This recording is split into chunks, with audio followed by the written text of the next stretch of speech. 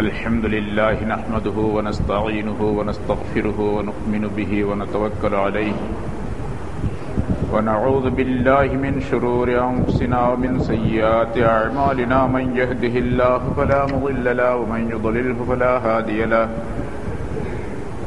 ونشهد أن لا إله إلا الله وحده لا شريك له ونشهد أن سيدنا ونبينا مولانا محمدا عبده ورسوله أرسله الله بالحق بشيرا ونذيرا أما بعد فقد قال الله تعالى في كلامه القديم أعوذ بالله من الشيطان الرجيم بسم الله الرحمن الرحيم ومن الناس من يقول آمنا بالله وباليوم الآخر وما هم بمؤمنين يخادعون الله والذين آمنوا وما يخدعون إلا أنفسهم وما يشعرون في قلوبهم مرض فزادهم الله مرضا وَلَهُمْ عَذَابٌ أَلِيمٌ بِمَا كَانُوا يَكْذِبُونَ صدق الله العظيم. கண்ணியத்திற்குரிய பெரியோர்களே, சகோதரர்களே,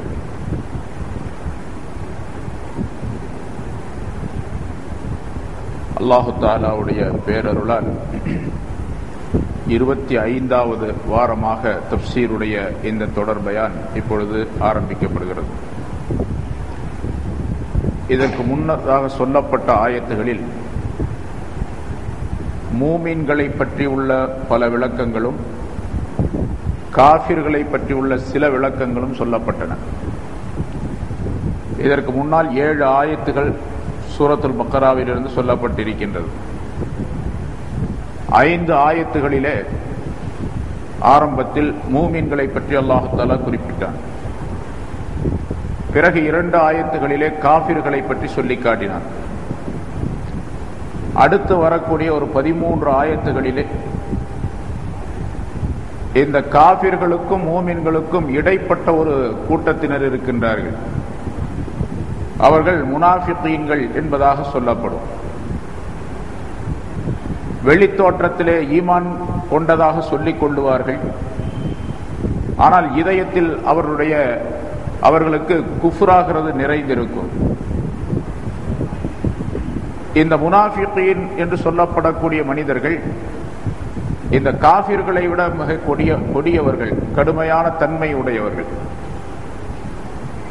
ஆகவேதான் முதலாவதாக மூமின்களை பற்றி சொல்லி காட்டி பிறகு காஃபிர்களை பற்றி 2 ஆயத்துகளில் மட்டும் சுருக்கமான சில விளக்கங்களை சொல்லி காட்டிய பின்னால் இந்த முனாஃபிகீன்கள் எப்படிப்பட்ட தன்மை உடையவர்கள், ஏன் அவர்கள் இந்த நிஃபாக் என்ற நயவஞ்சகத்தனத்தை மேற்கொண்டிருக்கின்றார்கள் என்பது பற்றி பல விளக்கங்களை அடுத்து வரக்கூடிய ஆயத்துகளிலே சொல்லி காட்டுகின்றான்.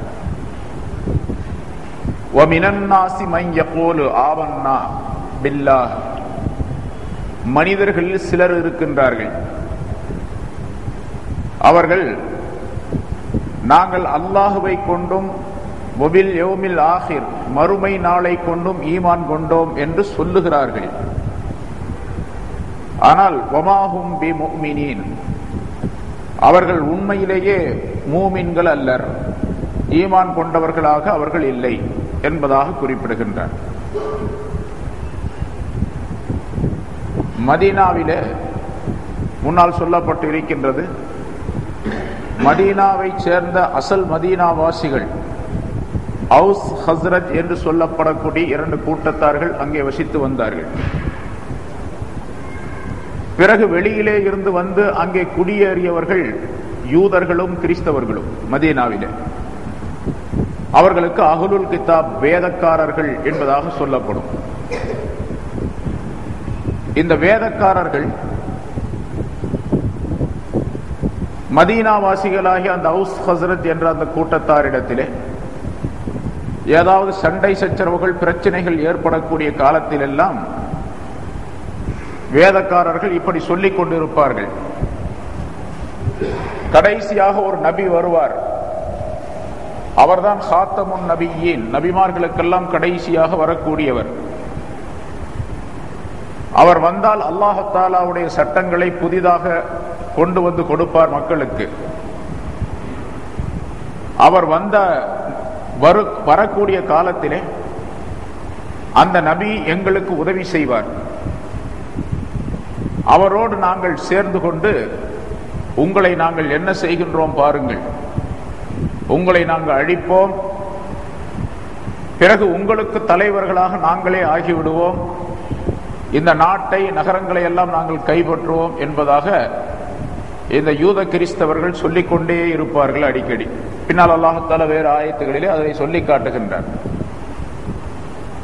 ஆனால் ரசூலுல்லாஹி ஸல்லல்லாஹு அலைஹி வஸல்லம் அவர்கள் மக்காவிலே நபியாக அவர்கள் ஆக்கப்பட்டு பிறகு மதீனாவுக்கு வந்து சேர்ந்த பொழுது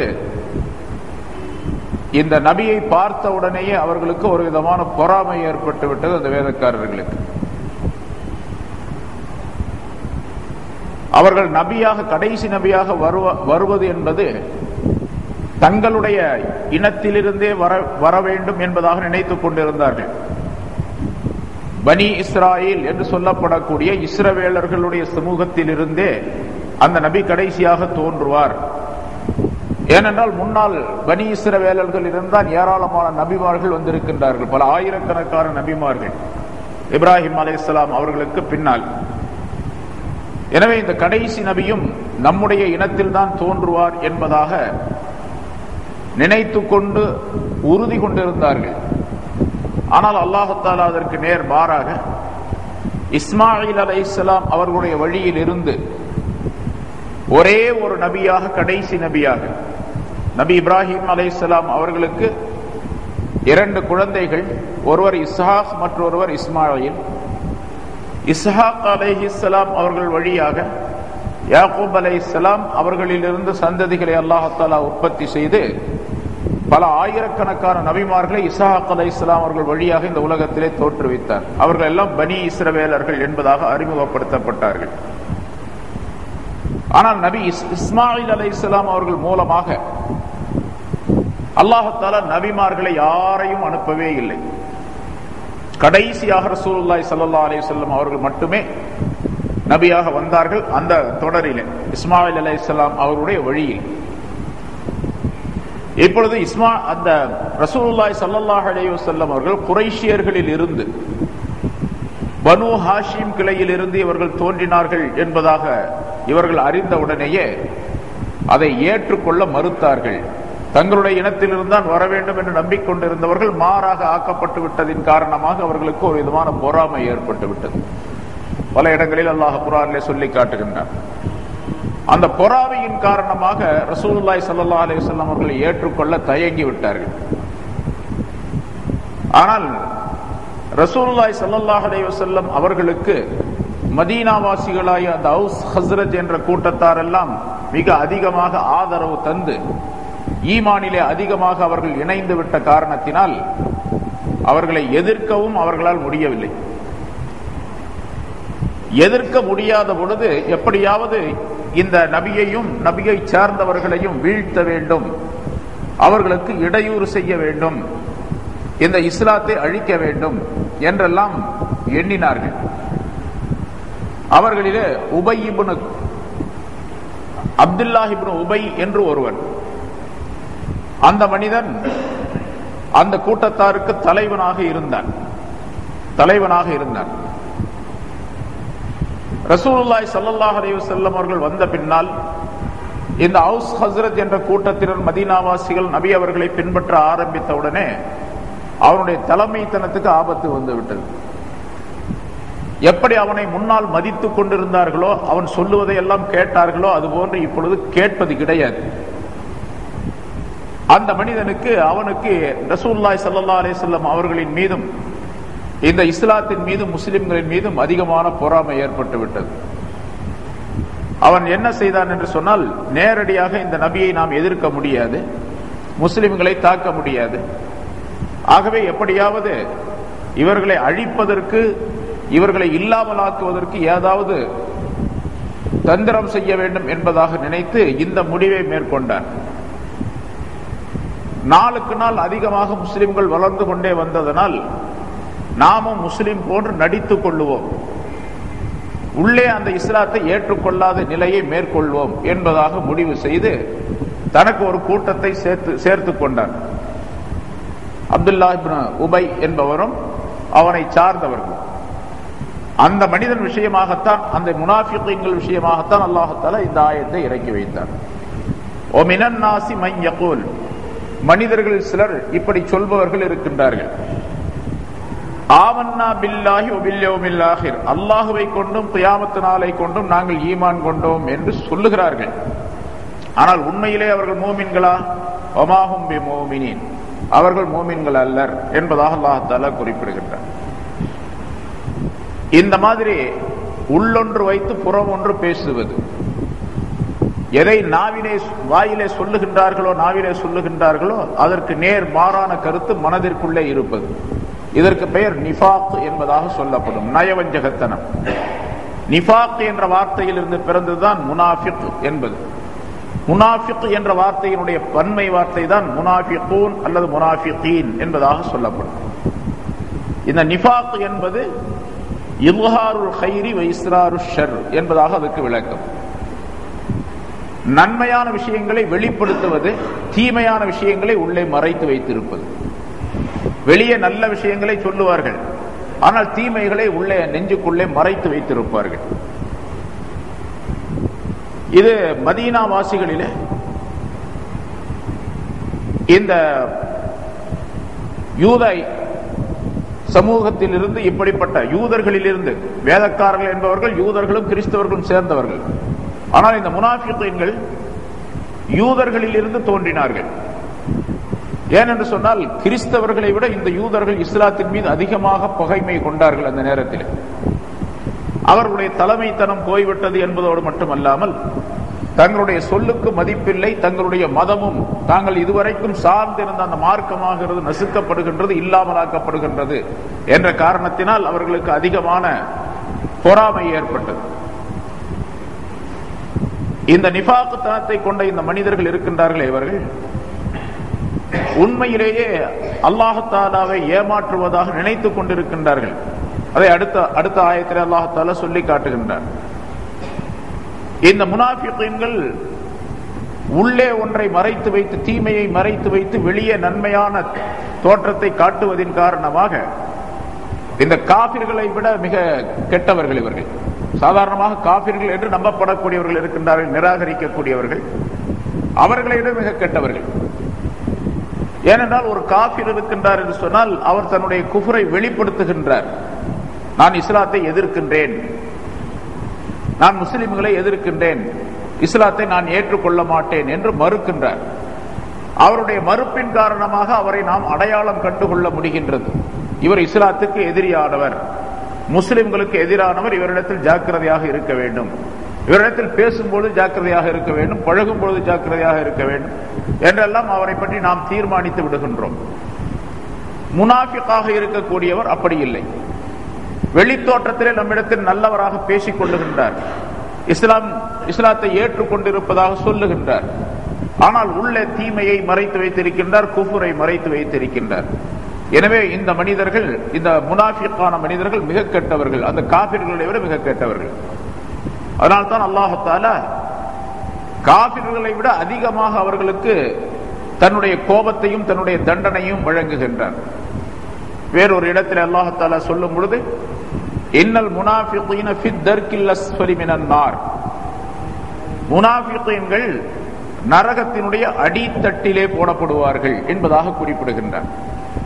நரகம் என்பது 7 தட்டுகளாக அமைக்கப்பட்டிருக்கின்றது என்பதாக ஹதீசுகளிலே குறிப்பிடப்படுகின்றது. அதிலே மேலே உள்ள ஒரு தட்டு, அதற்கு கீழே, அதற்கு கீழே, அதற்கு கீழே என்பதாக 7 தட்டுகள். ஆக அடியிலே கீழே இருக்கக்கூடிய அந்த பகுதி இருக்கின்றது, அது கடுமையான தண்டனை உடையது, வேதனை உடைய ஒரு பகுதி. அதற்கு மேலே இருப்பது அதை விட கொஞ்சம் குறைவான தண்டனை உள்ளது, வேதனை உள்ளது. அதற்கு மேலே உள்ளது கொஞ்சம் குறைவு, அதற்கு மேலே உள்ளது கொஞ்சம் குறைவு. இப்படியே மேலே போக போக அந்த 7 தட்டுகளிலும் அல்லாஹ் தஆலா குர்ஆனிலே சொல்லி காட்டுகின்றான். லஹா சபஅத்து அபவாப், அதற்கு 7 வாசல்கள் இருக்கின்றன. அந்த நரகத்திற்கு 7 வாசல்கள் இருக்கின்றன. லிகுல்லி பாபின் மின்ஹும் ஜுஸ்உம் மக்ஸூம், ஒவ்வொரு வாசலுக்கும் பங்கிடப்பட்ட மனிதர்கள் இருக்கின்றார்கள், பங்கிடப்பட்ட ஒரு பகுதி இருக்கின்றது என்பதாக. மேல்தட்டிலே இன்னவர்கள் இருக்க வேண்டும், இன்னவர்கள் போடப்பட வேண்டும். அடுத்த தட்டிலே, இரண்டாவது தட்டிலே இன்னவர்கள் போடப்பட வேண்டும் என்று அல்லாஹ் தஆலா பங்கு வைத்து விட்டான் என்று சொல்லுகின்றான். லிகுல்லி பாபிம் மின்ஹும் ஜுஸும் மக்ஸூம். அந்த நரகவாசிகளில் இருந்து ஒவ்வொரு தட்டுக்கும் ஒவ்வொரு வாசலுக்கும் பங்கிடப்பட்ட ஒரு பகுதி உண்டு என்பதாக குறிப்பிடுகின்றார். அந்த 7 தட்டுகளிலே அடித்தட்டு இருக்கின்றதே, அடி பகுதி இருக்கின்றதே, அது மிக கடுமையான தண்டனை உடையது, வேதனை உடையது. முனாஃபிகீன்கள் தான் அதிலே போடப்படுவார்கள். ஏனென்று சொன்னால் இவர்கள் காபிர்களை விட கொடியவர்களாக இருக்கின்றார்கள். ஆகவே அவர்களுக்கு அந்த தண்டனை ஆகிரத்திலே, சரி உலகத்திலும் அவர்களுக்கு தண்டனை உண்டு. அது அடுத்த ஆயத்துகளிலே அல்லாஹ் தஆலா சொல்லி காட்டுகின்றான். இப்ப அந்த முனாஃபிகீன்கள் என்பவர்கள் ரசூலுல்லாஹி ஸல்லல்லாஹு அலைஹி வஸல்லம் அவருடைய காலத்திலே இப்படி அந்த அப்துல்லா இப்னு உபையுடைய தலைமையிலே இருந்து முஸ்லிம்களிடத்தில் வந்தால் நாங்கள் ஈமான் கொண்டு இருக்கின்றோம் என்பதாக சொல்லிக் கொள்வார்கள். பின்னால் அடுத்த ஆயத்துகளிலே அல்லாஹ் தஆலா கீழே சொல்லுகின்றார், இன்னும் 2-3 ஆயத்துக்கு பின்னால காபிர்களிடத்தில் போனால் நாங்க உங்களோட தான் இருக்கிறோம் என்பதாகவும் சொல்லிக் கொள்ளுவார்கள். இப்படி இவர்கள் அடையாளம் ரசூலுல்லாஹி ஸல்லல்லாஹு அலைஹி வஸல்லம் அவர்களுக்கு தெரிந்திருந்தது.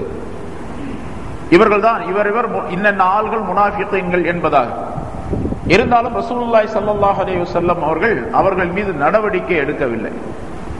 ஏனென்றால் இஸ்லாத்தினுடைய ஆரம்ப காலம், இந்த மனிதர்கள் மீது ஏதாவது நடவடிக்கை எடுத்து அவர்களுக்கு தண்டனை கொடுக்க வேண்டிய சூழ்நிலை ஏற்பட்டால் சில மனிதர்கள் இஸ்லாத்திலே சேர்ந்திருக்கக்கூடியவர்களுக்கு அது தவறாக படலாம். அதன் காரணமாக இஸ்லாத்தை விட்டு நீங்கி விடுவதற்கு காரணமும் ஏற்படலாம். அப்படி இல்லாவிட்டாலும் கூட மக்களுக்கு மத்தியிலே ஒரு விதமான குழப்பங்கள் ஏற்படும். இவர் இஸ்லாத்தை சொன்னார், இஸ்லாத்தை ஏற்றுக்கொண்ட மனிதர்கள் வெளித்தோற்றத்திலே நாங்கள் ஏற்றுக்கொள்வதாக சொல்லுகின்றோம், அப்படி இருந்தும் எங்களை இவர் துன்புறுத்துகின்றார், அடிக்கின்றார் என்றெல்லாம் பொதுவாக பிரச்சாரம் செய்யக்கூடும். அந்த பிரச்சாரமாக அந்த காலத்தோடு முடிந்து விடுவது கிடையாது. உலகம் உள்ளளவுக்கும் அந்த பிரச்சாரமாக பதிவு செய்யப்பட்டு உலகம் முழுவதும் அது சொல்லப்படக்கூடியதாக ஆக்கப்பட்டுவிடும். இப்ப ரசூலுல்லாஹி ஸல்லல்லாஹு அலைஹி வஸல்லம் காலத்தில் நடைபெற்ற விஷயங்கள் ஒவ்வொன்றும் உலகம் முழுவதும் இன்று சொல்லப்பட்டுக் கொண்டே இருக்கின்றது. ஒரு சஹாபி என்ன செய்தார், ஒருவர் தூங்கினார், சாப்பிட்டார், இன்ன இடத்துக்கு போனார், வந்தார், அவர் சிறுநீர் கழித்தார், மலம் கழித்தார், திருமணம் செய்தார், குழந்தைகளை பெற்றெடுத்தார் என்பது உள்பட 1400 ஆண்டுகளுக்கு முன்னால் நடந்த அந்த செய்திகள் ஒவ்வொன்றையும் உலகம் முழுவதும் என்று சொல்லிக் கொண்டிருக்கின்றது. உலகத்திலே இந்த ஊரில் தான் சொல்லப்படுகின்றது, இந்த ஊரில் இல்லை என்ற நிலை கிடையாது. எல்லா ஊர்களிலும் சொல்லப்பட்டுக் கொண்டிருக்கிறது உலகம் முழுவதும். அதே போன்ற அந்த முனாஃபிகீன்களின் மீது ஒரு நடவடிக்கையை ரசூலுல்லாஹி ஸல்லல்லாஹு அலைஹி வஸல்லம் அவர்கள் எடுத்திருந்தால் இன்று உலகம் முழுவதும் அதை பற்றி சொல்லப்பட்டுக் கொண்டிருக்கும். அப்பொழுது இது இஸ்லாத்தின் மீது துவேஷமான ஒரு கண்ணோட்டம், நேர்மையாக இருக்கக்கூடிய நேரத்திலே துவேஷமான கண்ணோட்டம் இப்பொழுது நடைபெற்றுக் கொண்டிருக்கின்றது. ஸல்லல்லாஹு அலைஹி வஸல்லம் அவர்கள் மீது நடவடிக்கை எடுத்து அவர்களுக்கு ஏதாவது தண்டனை வழங்கி, அல்லது நீங்கள் இஸ்லாத்திற்குள்ளே வரக்கூடாது, நீங்கள் முஸ்லிம்கள் அல்ல என்பதாக வெளிப்படையாகவே சொல்லி, நீங்கள் மஸ்ஜிதிற்கெல்லாம் வரக்கூடாது, தொழக்கூடாது என்பதாக எல்லாம் சொல்லி இருந்தால் அது பெரிய பிரச்சனையாக ஆக்கப்பட்டு இஸ்லாத்தின் மீது உள்ள நம்பிக்கை, நபியின் மீது உள்ள நம்பிக்கையாகிறது குறைந்துவிடும் அல்லது போய்விடும் அறவே. அப்படிப்பட்ட ஒரு சூழ்நிலை ஏற்பட்டுவிடும். ஆகவே அல்லாஹ் தஆலா அடிக்கடி இந்த மனிதர்கள் ரகசியமாக இந்த முஸ்லிம்களை விட்டும் நபியை விட்டும் அப்பால் போன நேரத்தில் என்னென்ன பேசிக் கொள்ளுகிறார்கள் என்பதை பற்றி அடிக்கடி அல்லாஹ் தஆலா வஹீயின் மூலமாக அறிவித்துக் கொண்டே இருந்தார். நபியே, இவர்கள் இப்படி இருக்கின்றார்கள், இப்படி இருக்கின்றார்கள், இன்ன திட்டம் போடுகின்றார்கள் என்றெல்லாம் அல்லாஹ் தஆலா சொல்லிக் கொண்டே இருந்தார். ரசூலுல்லாஹி ஸல்லல்லாஹு அலைஹி வஸல்லம் அவர்கள் மறைமுகமாக போடப்படக்கூடிய அந்த திட்டத்தை வெளிப்படையாக சொல்லி விடுவார்கள். உடனே அந்த மக்கள், அந்த முனாஃபிகீன்கள் தோல்வி அடைந்து விடுவார்கள். அந்த திட்டத்திலே அல்லாஹ் சொல்லி காட்டிடுவான் வஹீயின் மூலமாக. உடனே அதை வெளிப்படுத்துவார்கள். ஆக நம்ம போட்ட ரகசியமா போட்ட திட்டம் தெரிஞ்சு வச்சு அதை விட்டுருவோம், வேற பார்ப்போம் என்று வேறொரு திட்டத்தை போடுவார்கள். அதுக்கு ஒரு சில நாள் ஆகும், 1 மாசம் 2 மாசம் 6 மாசம் கழிச்சு திரும்ப அந்த திட்டத்தை அல்லாஹ் தஆலா அறிவித்து கொடுப்பா, அதையும் சொல்லிடுவாங்க ரசூலுல்லாஹி ஸல்லல்லாஹு அலைஹி வஸல்லம். இப்படி பல இடங்களிலே குர்ஆனில் அல்லாஹ் தஆலா சொல்லி காட்டுகின்றார். ஆக அந்தந்த நேரங்களிலே அல்லாஹ் தஆலா அவர்களை பற்றி சொல்லி எச்சரிக்கை செய்து இஸ்லாத்தையும் நபியையும் காப்பாற்றினான். அதற்கு ஒரு வலுவை அல்லாஹ் தஆலா கொடுத்தார். மேலும் இந்த அப்துல்லா இப்னு உபை இப்னு சுலூல் என்ற இந்த மனிதன் முனாஃபிகீன்களுக்கு தலைவனாக இருந்தவன். பத்ருடைய போரிலும் கூட கலந்து கொண்டான். பத்ரு போரிலும் கூட கலந்து கொண்டான். கலந்து கொண்டவன் போரை அது மும்முரமாக செய்யவில்லை. அந்த மனிதன் அந்த நேரத்திலே சில நிகழ்ச்சிகள் எல்லாம் ஏற்பட்டன. பிறகு அடுத்த ஆண்டு உஹது போர் நடைபெற்றது. உஹது போருக்காக வேண்டி புறப்பட்டு வந்த 300 எண்ணிக்கையுள்ள இந்த முனாஃபிகீன்கள் பிறகு தாங்கள் கலந்து கொள்ள முடியாது என்பதாக சொல்லி அங்கிருந்து பிரிந்து வந்து விட்டார்கள். அதையெல்லாம் பின்னால் உள்ள ஆயத்துகளில் அல்லாஹ் தஆலா சொல்லி காட்டுகின்றார். இப்படியெல்லாம் போரிலும் கூட கலந்து கொண்டான். இருந்தாலும் மனதுக்குள்ளே குஃபரை மறைத்து வைத்திருந்தான் அந்த மனிதன், அவனும் அவனை சார்ந்தவர்கள். அப்துல்லா இப்னு உபை என்ற அந்த முனாஃபிகீன்களுடைய தலைவன் இறந்து விட்டான். இறந்து விட்ட நேரத்திலும் கூட ரசூலுல்லாஹி ஸல்லல்லாஹு அலைஹி வஸல்லம் அவர்கள் அந்த மனிதனுக்காக வேண்டி ஜனாஸா தொழ வைத்தார்கள். தொழ வைக்க போகக்கூடிய நேரத்திலே ஹஜ்ரத் உமர் ரலியல்லாஹு அன்ஹு அவர்கள் ஸல்லல்லாஹு அலைஹி வஸல்லம் அவர்களை தடுத்து நிறுத்தினார்கள். யா ரசூலல்லாஹ், இவன் சரியான முனாஃபிக்குடைய தலைவன் என்பதாக உங்களுக்கு அறிவிக்கப்பட்டு இருக்கின்றது, தெளிவாக தெரியும். நீங்கள் போய் தொழ வைக்க போகின்றீர்களே என்பதாக சொல்லி தடுத்தார்கள் உமர் ரலியல்லாஹு தஆலா அன்ஹு அவர்கள். ஸல்லல்லாஹு அலைஹி வஸல்லம் அவர்கள் அதையும் கேட்கவில்லை. உமர் ரலியல்லாஹு அவர்களை தள்ளிவிட்டு அவர்களை நிராகரித்து போய் தொழ வைத்தார்கள். உடனடியாக அல்லாஹ் தஆலா உமர் ரலியல்லாஹு தஆலா அவருடைய அபிப்பிராயத்திற்கு ஆதரவாக ஆயத்தை இறக்கி வைத்தார். யார் தெளிவாக முனாஃபிகீன் என்று தெரிந்து விடுகின்றதோ அந்த மனிதருக்கு நேர் தொழ வைக்க கூடாது என்பதாக அல்லாஹ் தஆலா வலா துஸல்லி அலைஹிம், அவர்கள் மீது நீர் தொழ வைக்காதீர் என்பதாக சொல்லி அல்லாஹ் தஆலா கட்டளை அனுப்பினார். ஆனால் ரசூலுல்லாஹி ஸல்லல்லாஹு அலைஹி வஸல்லம் அவர்கள் தொழ வைத்ததின் காரணமாக, தொழ வைத்ததோடு மட்டுமல்லாமல் அந்த உபை, அப்துல்லா இப்னு உபை என்ற அந்த மனிதன் அவன் இறந்து விடக்கூடிய நேரத்திலே தன்னுடைய மகனிடத்தில் ஒரு வசியத்து செய்து விட்டு சென்றான். இறந்தான். நான் இறந்து விட்ட பின்னால் ரசூலுல்லாஹி ஸல்லல்லாஹு அலைஹி வஸல்லம் அவர்களிடத்தில் சொல்லி அவர்களுடைய சட்டையை எனக்கு கஃபராக நீ பயன்படுத்துவாயாக என்பதாக சொல்லி சென்றான். அதே மாதிரி ரசூலுல்லாஹி ஸல்லல்லாஹு அலைஹி வஸல்லம் தங்களுடைய முபாரக்கான சட்டையையும் கொடுத்தார்கள். அதன் மூலமாக கஃனிடப்பட்டது. ரசூலுல்லாஹி ஸல்லல்லாஹு அலைஹி வஸல்லம் அவர்கள் தொழ வைத்தார்கள். பிறகு அடக்கம் செய்யப்பட்டது. அடக்கம் செய்யக்கூடிய இடத்திலும் ஸல்லல்லாஹு அலைஹி வஸல்லம் அவர்கள் இருந்தார்கள். பிறகு அல்லாஹ் தஆலா சட்டமிட்டு விட்டான் குர்ஆனின் மூலமாக, இனி யாருக்கும் அப்படி தொழ வைக்க கூடாது என்பதாக. ஆனால் ஸல்லல்லாஹு அலைஹி வஸல்லம் அவர்கள் அப்படி அந்த மனிதனுக்கு தொழ வைத்ததின் காரணமாக மிகப்பெரிய மாற்றங்கள் ஏற்பட்டு விட்டன, மிகப்பெரிய நன்மைகள் ஏற்பட்டு விட்டன. அந்த மனிதனுடைய அவனுடைய மகன் அப்துல்லா என்பவர், அவர் பெயரும் அப்துல்லா. அந்த அப்துல்லா என்பவர் தன்னுடைய தந்தையுடன் சேர்ந்து கொண்டு முனாஃபிகாக இருந்து கொண்டிருந்தார். தன்னுடைய தந்தைக்கு தொழ வைத்த இந்த நிகழ்ச்சியை பார்த்த பொழுது உண்மையிலே அவருடைய மனதிலே ஒரு விதமான பயம் ஏற்பட்டு விட்டது. உடனடியாக அந்த நிஃபாக் என்ற நயவஞ்சகத்தனத்தை விட்டுவிட்டு தௌபா செய்து நல்ல முஸ்லிமாக, சுத்தமான பரிசுத்தமான முஸ்லிமாக அந்த மனிதன் மாறிவிட்டார். அதோடு மட்டுமல்லாமல் அந்த முனாஃபிகீன்களிலே ஒரு 1000 நபர்கள் உண்மையாக இஸ்லாத்தை ஏற்றுக்கொண்டார்கள்.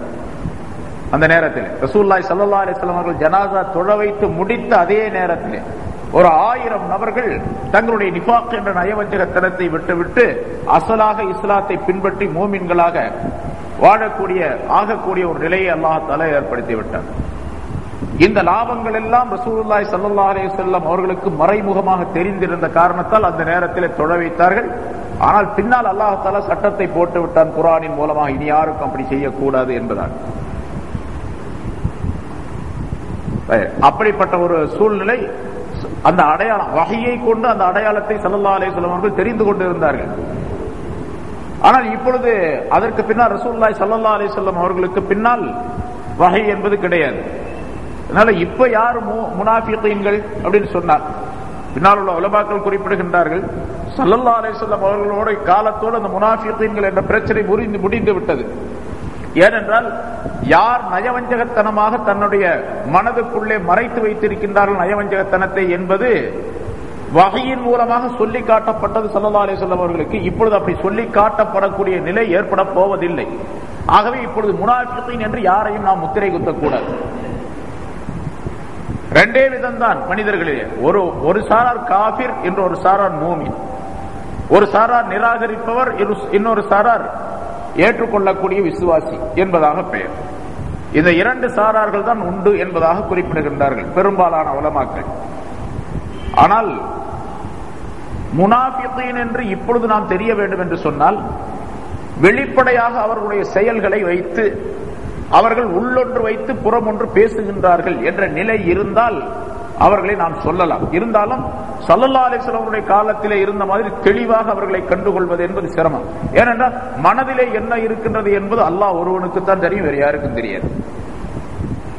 ஒரு மனிதன் தான் சொல்லுவதற்கு சில வார்த்தைகளை சொல்லுகின்றார், இஸ்லாத்தை பற்றி, இஸ்லாத்துடைய காரியங்கள், அதை பற்றி எல்லாம் சொல்லுகின்றார், வெளிப்படையாக தொழுது கொள்ளுகின்றார், நோன்பு வைக்கின்றார். ஆனால் மனதிற்குள்ளே அந்த நிஃபாக் என்ற நயவஞ்சகத்தனத்தை மறைத்து வைத்திருக்கின்றார், குஃபரை மறைத்து வைத்திருக்கின்றார் என்று வைத்துக் கொள்வோம். நமக்கு எப்படி தெரியும்? இப்போ அவர் குஃபரை மறைச்சு வச்சிருக்காங்கிறது தெரியாது நமக்கு. ஆனால் சில செயல்களை வைத்து வேண்டுமானால் கண்டுபிடித்துக் கொள்ளலாம். இங்க தொழுகிறார் பள்ளியாசல்ல வந்து, அதே நேரத்தில் காபிர்களாக இருக்கக்கூடியவருக்கு இருப்பவர்களுக்கு அவர்களுக்கு உதவி செய்கின்றார், இவர் உதவி செய்கின்றார். அல்லது குஃபரை வளர்ப்பதற்காக உள்ள வேலைகளை செய்கின்றார் மறைமுகமாக என்ற நிலை தெரிந்தால் அவரை பற்றி வேண்டுமானால் நாம் சொல்லலாம். இருந்தாலும் தெளிவாக அவரை பற்றி ரசூலுல்லாஹி ஸல்லல்லாஹு அலைஹி வஸல்லம் காலத்தில் இருந்ததை போன்று சொல்லியதை போன்று சொல்ல முடியாது. வெளிப்படையான சில அடையாளங்களை வைத்து வேண்டுமானால் தெரிந்து கொள்ளலாம். இப்பொழுது இதன் மூலமாக மற்றொரு கருத்தையும் ரசூலுல்லாஹி ஸல்லல்லாஹு அல்லாஹ் தஆலா நமக்கு சொல்லி காட்டுகின்றான். ரசூலுல்லாஹி ஸல்லல்லாஹு அலைஹி வஸல்லம் காலத்திற்கு பின்னால் உள்ள மனிதர்களிலே வெளிப்படையாக நாங்கள் ஈமான் கொண்டோம் என்று சொல்லிக் கொள்ளுகின்றார்கள் சில மனிதர்கள், தொழுகவும் செய்கின்றார்கள், மார்க்கத்துடைய பல கடமைகளை செய்யவும் செய்கின்றார்கள். ஆனால் மனதிலே இந்த இஸ்லாத்தை பற்றி, ஈமானை பற்றி, அல்லாஹ் ரசூலை பற்றி அல்லது தீனுடைய காரியங்களை பற்றி ஒரு மகத்துவம் அவர்களுடைய உள்ளத்திலே கிடையாது. ஏதோ தொழுகிறார், ஏதோ சொன்னதுக்காண்டி தொழுகிறாங்க, தொழுகணும்னு ஒன்னும் பெரிய கட்டாயம்லாம் ஒண்ணும் கிடையாது, இருந்தாலும் அல்லாஹ் சொல்லி இருக்கிறான், ரசூல் சொல்லிருக்காங்க, தொழுகிறான் என்று சொல்லுகின்றார். இவர் உண்மையிலேயே நிஃபாக் உடையவர் தான் என்று அவருடைய அந்த வாசகத்தின் மூலமாக, செயலின் மூலமாக நாம் தெரிந்து கொள்ளலாம். ஆனால் அப்படி இருந்தாலும் கூட அவரை மூமின் அல்ல என்பதாக சொல்லி இஸ்லாத்தை விட்டு ஒதுக்கி விடுவதற்கு யாருக்கும் அதிகாரம் கிடையாது. அவர் மூமின் அல்ல என்று சொல்ல முடியாது. ஏனென்றால் அசலாக அவருடைய உள்ளத்திலே என்ன இருக்கின்றது என்பதை அல்லாஹ் ஒருவன் தான் தெரிந்தவர். அல்லாஹ் ரசூலுல்லாஹி ஸல்லல்லாஹு அலைஹி வஸல்லம் அவருடைய காலத்திலே தெளிவாக சொல்லி அல்லாஹ்வே அவர்களை பற்றி சாட்சி சொல்லுவதாகவும் குறிப்பிடுகின்றார். ஒரு ஆயத்திலே சொல்லும் பொழுது, இதா ஜாஅக்கல் முனாஃபிகூன காலு இன்னக லரசூலுல்லாஹ், இதா ஜாஅக்கல் முனாஃபிகூன காலு நஷ்ஹது இன்னக லரசூலுல்லாஹ், முனாஃபிகீன்கள் நபியே உம்மிடத்தில் வந்தால் ரசூலுல்லாஹி ஸல்லல்லாஹு அலைஹி வஸல்லம் அவர்களை பார்த்து சொல்லுகின்றார்கள், இன்னக லரசூலுல்லாஹ், நபியே நீங்கள் நிச்சயமாக அல்லாஹ்வுடைய தூதர் தான் என்று நாங்கள் சாட்சி சொல்லுகிறோம் என்பதாக அவர்கள் உங்களிடத்தில் சொல்லுகின்றார்கள். அல்லாஹ் தஆலா சொல்லி காட்டுகின்றான், முனாஃபிகீன்கள் நபி அவர்களிடத்தில் வந்து நிச்சயமாக நீங்க ரசூலுல்லாஹ் தான், அல்லாஹ்வுடைய தூதர் தான் அப்படின்னு சொல்றாங்க, அதுக்கு நாங்க சாட்சி சொல்லுகிறோம் அப்படின்னு சொல்றாங்க. அல்லாஹ் அவர்கள் சொல்லக்கூடிய அந்த வாசகத்தையே சொல்லி காட்டி சொல்லுகின்றான், வல்லாஹு யஷ்ஹது இன்னக லரசூலுஹு, அல்லாஹ் தஆலா நபியே உமக்கு சாட்சி சொல்லுகின்றான், நீர் அவருடைய தூதர் தான் என்று அல்லாஹ் சாட்சி சொல்லுகிறான். இவங்க என்ன சொல்றது? நான் சாட்சி சொல்றேன், நீ என்னுடைய தூதர் தான். இன்னல் முனாஃபிகீன லகாதிபூன், முனாஃபிகீன்கள் சொல்லுகின்றார்கள் அல்லாஹ்வுடைய தூதர் அப்படின்னு சொல்லிட்டு உங்களை பார்த்து, அது பொய். இன்னல் முனாஃபிகீன லகாதிபூன், முனாஃபிகீன்கள் பொய்யர்கள். அவர் உண்மையிலேயே மனதில் பொய்யை வைத்து வெளித்தோற்றத்தில் நாக்கின் மூலமாக நீங்க ரசூலுல்லாஹ் அப்படின்னு சொல்றாங்க. அப்ப ரசூலுல்லாஹ் சொல்றது நாக்கில சொல்றது ஒண்ணு, மனதில் நினைக்கிறது ஒண்ணு. இது உண்மையிலேயே அவர்கள் சொல்லக்கூடிய அந்த வார்த்தை இருக்கின்றதே அது உண்மை அல்ல, பொய்யாகும் என்பதாக சொல்லுகின்றனர். ஆக ஒரு மனிதன் மனதிலே இல்லாததை நாவினால் சொன்னால் அந்த மனிதன் பொய் சொல்லுகிறான் அப்படின்னு அர்த்தம். மனசுல இல்லாததை சொன்னான்னு சொன்னா என்ன? பொய் சொல்றான்னு அர்த்தம் என்பதையும் அல்லாஹ் தஆலா அங்கே விளக்குகின்றான். பொய் சொல்றதுனா என்ன? எது நிகழவில்லையோ, நடைபெறவில்லையோ அந்த விஷயத்தை சொல்லுவது பொய் சொல்லுவது. நிகழாத விஷயத்தை சொல்லுவதற்கு பேர் பொய் அப்படின்னு அர்த்தம். அதே மாதிரி மனதுக்குள்ளே இல்லாத விஷயத்தை சொல்லுவதும் பேரும் பொய். மூமின்களை பார்த்து அல்லாஹ் தஆலா சொல்லுகின்றான், அந்த மாதிரி நீங்க செய்யாதீங்க அப்படின்னு சொல்லிட்டு. இந்த முனாஃபிகீன்கள் இருந்த மாதிரி நீங்க இருக்காதீங்க. மனசுல உள்ளதைத்தான் நாக்குல சொல்லணுமே தவிர மனசுக்குள்ள இல்லாத விஷயத்தை நாக்குல போய் சொல்லாதீங்க. யா அய்யுஹல்லதீன ஆமனு, இப்படி சொல்லுகின்றான் அல்லாஹ் தஆலா. யா அய்யுஹல்லதீன ஆமனு லிம தகூலூன மா லா தஃஅலூன், நீங்கள் செய்யாததை, ஈமான் கொண்டவர்களே நீங்கள் செய்யாததை ஏன் சொல்லுகிறீர்கள் அப்படின்னு கேட்கலாம். நீங்க செய்யாததை ஏன் சொல்றீங்க? செய்யாததை சொல்றது அப்படின்னு சொன்னா மனதுக்குள்ள இருப்பதை செய்வார், அவர் மனதிலே இருப்பதை செய்வார். இப்ப மனதுக்குள்ள இல்லாததை சொல்லுகின்றார் அப்படின்னு சொன்னா பொய் சொல்றார். முனாஃபிகீன்களுடைய தன்மை இப்படி மாறுபட்டதாக இருக்கும். நாக்குக்கும் கல்புக்கும் மாறுபட்ட நிலை உடையதாக இருக்கும். அந்த நிலை மூமின்களிடத்தில் இருக்கக்கூடாது.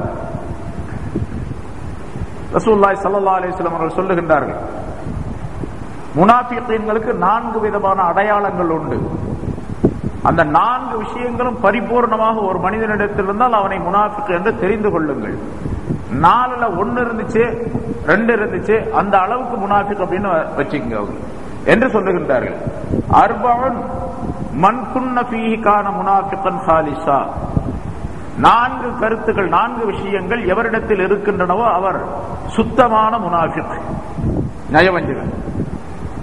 வமன் கானத் ஃபீஹி ஹஸ்லத்தும் மின்ஹுன்ன கான ஃபீஹி ஹஸ்லத்தும் மின்ஹுன்ன, எவரிடத்தில் அந்த 4லே ஒரு குணம் இருக்கின்றதோ அவர் அந்த நிஃபாக்தனத்தில் இருந்து ஒரு குணம் அவரிடத்தில் இருக்கின்றது அப்படின்னு அர்த்தம்.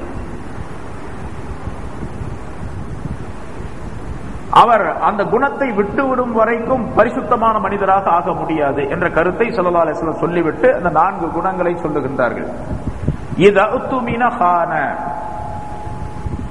அவர் நம்பிக்கை கொள்ளப்பட்டால், நம்பிக்கை வைக்கப்பட்டால் அதற்கு மோசடி செய்வார். ஏதாவது ஒரு விஷயத்தில் அவர் நம்புறோம், அந்த நம்பிக்கை வைக்கப்பட்டால் அவர் மோசடி செய்வார். ஒரு பொருளை கொடுத்து நம்பிக்கையாக கொடுக்கிறோம், அப்போ மோசடி செய்திருவார். மோசடி செய்யக்கூடிய தன்மை முனாஃபிகீனுடையது, முனாஃபிகளை சேர்ந்தது. ஒரு பொருளை கொடுப்போம் அல்லது ஏதாவது ஒரு விஷயத்தை சொல்லுவோம், ஒரு காரியத்தை சொல்லுவோம், அதுக்கெல்லாம் மோசடி செய்திடுறார். ஒரு வியாபாரத்தில் கூட்டாளியாக சேர்க்கிறோம், ஷேர், அதுல மோசடி. அல்லது ஒரு விஷயத்தை சொல்லி அதை நீங்கள் வெளியிடக்கூடாது என்பதாக சொல்லுகின்றோம், ஒரு செயலை பற்றி இதை வெளியிடக்கூடாது என்பதாக சொல்லுகின்றோம், அதை வெளியிட்டு விட்டால் அவர் மோசடி செய்தவராக ஆகிவிடுவார். இதெல்லாம் மோசடி என்பதாக சொல்லுவது. இரண்டாவதாக இதா ஹத்தஸ கதப, அவர் பேசினால் பொய் பேசுவார், உண்மையே பேச மாட்டார். பேசினா பொய் தான் பேசும் வந்தால். மூன்றாவது இதா ஆஹத கதர, உடன்படிக்கை செய்தால் அதை முறிப்பார், அதற்கு மோசடி செய்வார். ஏதாவது ஒரு உடன்படிக்கை, 2 பேரும் உடன்படிக்கை செஞ்சுக்கிட்டாங்க, அந்த உடன்படிக்கையை முறிச்சிடுவார், அதை சரியாக நிறைவேற்ற மாட்டார். வைதா ஹாசம ஃபஜர, தர்க்கம் செய்தால், விவாதம் செய்தால் பாவமான விஷயங்களை சொல்லுவார். ஏதாச்சும் பிரச்சனை ஏற்பட்டு விவாதம், வாய் விவாதம், தர்க்கம் ஏற்படுது. இந்த தர்க்கம் செய்யக்கூடிய நேரத்தில் நியாயமான முறையில் பேசணும். தர்க்கம் செய்யக்கூடிய நேரத்திலும் கூட ஒரு மூமினான மனிதனுடைய வாயிலிருந்து பொய் வந்துவிடக் கூடாது. தவறான வார்த்தைகள், அசிங்கமான வார்த்தைகள், அருவருப்பான வார்த்தைகள் எல்லாம் வந்துடக்கூடாது. தர்க்கம் செய்யக்கூடிய நேரத்திலும் கூட தர்க்கம் செய்யும் பொழுது அந்த மனிதன் பாவமான வார்த்தைகளை சொல்லுவான், பாவமான விஷயங்களை பேசுவான், சொல்லுவான், செய்வான், எல்லாம் செய்வான். இந்த 4 குணங்களும் 4 தன்மைகளும் முனாஃபிகீன்களுடையது. இந்த 4 குணங்களும் ஒரு மனிதனிடத்தில் பரிபூர்ணமாக இருந்தால் சுத்தமான முனாஃபிக் அவர். 4ல 1 இருந்துச்சு, அந்த அளவுக்கு அவர் முனாஃபிக், நயவஞ்சகத்தனம் உடையவராக இருக்கின்றார் என்று ஸல்லல்லாஹு அலைஹி வஸல்லம் அவர்கள் சொல்லி காட்டுகின்றார்.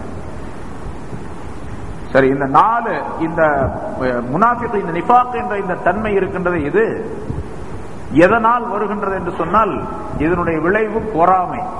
பொறாமையின் காரணமாக ஏற்படக்கூடியதுதான் இது அசல்ல. அந்த பொறாமை, இந்த நிஃபாக் வந்த பிறகு அந்த பொறாமையாகிறது வளர்ந்து விடுகின்றது, அதிகமாகி விடுகின்றது. பொறாமை அதிகமாகிவிட்டால் அதற்கு பின்னால பெருமை என்பதும் அந்த மனிதனிடத்தில் வந்து விடுகின்றது. பிறகு உலகத்தினுடைய பேராசையும் வந்து விடுகின்றது. ஆக முனாஃபிக் என்ற சொல்லப்படக்கூடிய, நிஃபாக் என்று சொல்லப்படக்கூடிய அந்த தன்மையில் இருந்து 3 விதமான மிகப்பெரிய குற்றங்கள், பெரிய பாவங்கள் ஏற்படுகின்றன. ஒன்று உலகத்தினுடைய பேராசை, ஹிர்ஸ். மற்றொன்று ஹசது, பொறாமை.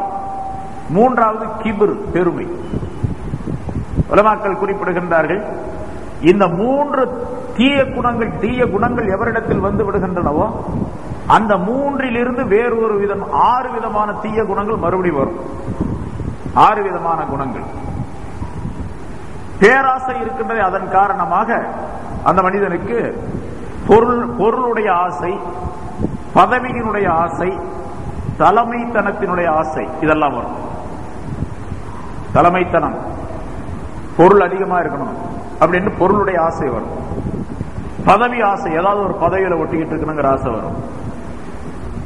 அந்த அப்துல்லா இப்னு உபை இப்னு சுலூல் என்று சொல்லக்கூடிய அந்த மனிதன், அவனுடைய பதவி பறி போய் விடுகின்றது என்ற காரணத்தால், தலைமைத்தனம் போய் விடுகின்றது என்ற காரணத்தினால்தான் அவனுக்கு அந்த பொறாமை ஏற்பட்டது. பொறாமையின் காரணமாக அந்த தலைமைத்தனம் இருக்க வேண்டும் என்று நினைத்தான் அந்த மனிதன். அதனால் நயவஞ்சகமாக செயல்படக்கூடிய நிலை அவனுக்கு ஏற்பட்டது. பிறகு அதே போன்று வயிறு நிரம்ப சாப்பிட வேண்டும். எப்பொழுதுமே வயிறு நம்பி இருக்கணும். எப்பவுமே வயிறு நிரம்பினா என்ன வரும்? தூக்கம் அதிகமா வரும். அப்ப தூங்கணும், நல்லா சுகமாக இருக்கணும், ராகத்து. இந்த 3 தீய குணங்களும் மறுபடியும் ஏற்படும். முதல்ல சொன்ன 3 குணம், ஹிர்ஸ், பேராசை, பொறாமை, பெருமை, இந்த 3 இருந்தால் ஹுப்புல் மால், ஹுப்புல் ஜா, ஹுப்புல் ரியாசா, பொருளின் பேராசை, பொருளினுடைய ஆசை, பதவி ஆசை, தலைமைத்தனத்துடைய ஆசை எல்லாம் வரும். பிறகு இந்த 3 வந்துவிட்டால் அதற்கு பிறகு வயிறு நிறைய சாப்பிட வேண்டும், நன்றாக தூங்க வேண்டும், சுகமாக இருக்க வேண்டும். இதெல்லாம் ஈமானுக்கு எதிரான நிலை உடையது. வயிறு நிறைய சாப்பிடுறது, அதிகமாக தூங்குறது, அதிகமாக ஓய்வாக படுத்திருப்பது, வேலை செய்யாமல் சும்மாவே இருக்கிறது, இதெல்லாம் ஈமானுக்கு எதிரான நிலை. அமல் செய்யவே முடியாது. வயிறு நிறைய சாப்பிடுவது ஒரு மூமினான மனிதனுக்கு உரிய செயல் அல்ல, அழகல்ல, ஈமானுக்கு நேர் எதிரானது. ஸல்லல்லாஹு அலைஹி வஸல்லம் அவர்கள் வயிற்றிலே 3இல் 1 பாகம் சாப்பிட்டுக் கொள்ள வேண்டும் என்பதாக சொல்றாங்க. ஆனா அந்த அளவுக்கு சாப்பிடுறது, கட்டுப்பாடு இருக்கிறது நம்மளால ரொம்ப கஷ்டம். எல்லாத்துக்குமே 3ல் 1 பாகம், 3 ரொட்டி சாப்பிடுவோம்னு வச்சுங்க, 1 ரொட்டியோட நிறுத்திக்கணும். முடியுமா? ரொம்ப கஷ்டம். அதனால நஃப்ஸை கட்டுப்படுத்துவதற்கு அதுதான் சரியான. முன்னெல்லாம் சொல்லி இருக்கிறேன், கில்லத்துல் தாம், கில்லத்துல் மனாம், கில்லத்துல் கலாம் என்பதாக சூஃபியாக்கள் சொல்லக்கூடிய கருத்து. ஒரு மனிதன் தன்னுடைய நஃப்ஸை கட்டுப்படுத்த வேண்டும் என்று சொன்னால் முதல்ல குறைவாக சாப்பிடணும், அப்புறம் குறைவாக தூங்கணும். குறைவா சாப்பிட்டா குறைவா தூக்கம் வந்துடும், நிறைய சாப்பிட்டா நிறைய தூக்கம் வரும். அப்புறம் கில்லத்துல் கலாம், ரொம்ப கம்மியாக பேசுவது, வீண் பேச்சுக்கள் பேசாமல் இருப்பது. இது ஒரு மூமினான மனிதனுக்கு கட்டாயமான நிலை. இந்த 3 குணங்களும். வயிறு நிறைய சாப்பிட்டாரு, அப்புறம் தூக்கம் நிறைய வரும். தூக்கம் நிறைய வந்து சொன்னா இமாம் கஸாலி ரஹ்மத்துல்லாஹி வரிசையாக சொல்லி காட்டுகின்றார்கள். ஒரு மனிதன் அதிகமாக சாப்பிடுவதின் காரணமாக தூக்கம் அதிகமாக வரும். தூக்கம் அதிகமாக வந்துச்சுன்னா, ரொம்ப நேரம் தூங்கினா சைத்தான் ரொம்ப விளையாடுவான். சைத்தான் விளையாண்டா அப்படின்னு சொன்னா, ராத்திரி நேரத்தில் தூங்கினா அல்லது பகல் நேரத்தில் தூங்கினா அப்படின்னு சொல்லிட்டு எந்த இடத்துல இருக்காது, அவனுக்கு குளிக்க வேண்டிய கட்டாயம் ஆகி போயிடும். அப்படி குளிக்க வேண்டிய கட்டாயமான போன பின்னால தண்ணி இல்லாமல் இருந்தா அந்த நேரத்தில் தொழுகையும் போயிடும். உனக்கு தொழுகிறவரா இருந்தா குளிச்சுட்டு தொழுகணும். தண்ணி இல்லாத ஊரா இருக்குன்னு வச்சுங்க, அரபு நாடு மாதிரி, அந்த காலத்துல உள்ள மாதிரி, அது தண்ணி கிடைக்காத சூழ்நிலை என்று சொன்னால் தொழுகையும் போயிடும் இந்த மனிதனுக்கு. பிறகு அதன் காரணமாக பல வேலைகள் தடைபட்டு போயிடும், பல வேலைகள் தடைபட்டு போயிடும். சரி, அப்படி அதிகமாக வயிறு நிறைய சாப்பிடுவதன் காரணமாக மனோ இச்சை அதிகமாகும். பிறகு மனோ இச்சை அதிகமாகிவிட்டால் பெண்களுடைய நாட்டம் அந்த மனிதனுக்கு அதிகமாகும். பிறகு தன்னுடைய கண்களால், காதுகளால், மற்ற உறுப்புகளால் தவறான எண்ணங்களை, தவறான பார்வைகளை பார்க்க வேண்டிய, கேட்க வேண்டிய சூழ்நிலை அந்த மனிதனுக்கு ஏற்பட்டுவிடும். இப்படியே வரிசையா நிறைய சொல்றாங்க. கண்கள் செய்யக்கூடிய பாவங்கள், காதுகளினால் விளையக்கூடிய பாவங்கள், கைகளினால் ஏறக்கூடிய பாவங்கள், மனதினால் நேரக்கூடிய பாவங்கள், இவை அனைத்தும் வயிற்ற நிரப்புறதுனாலதான் வர்றது.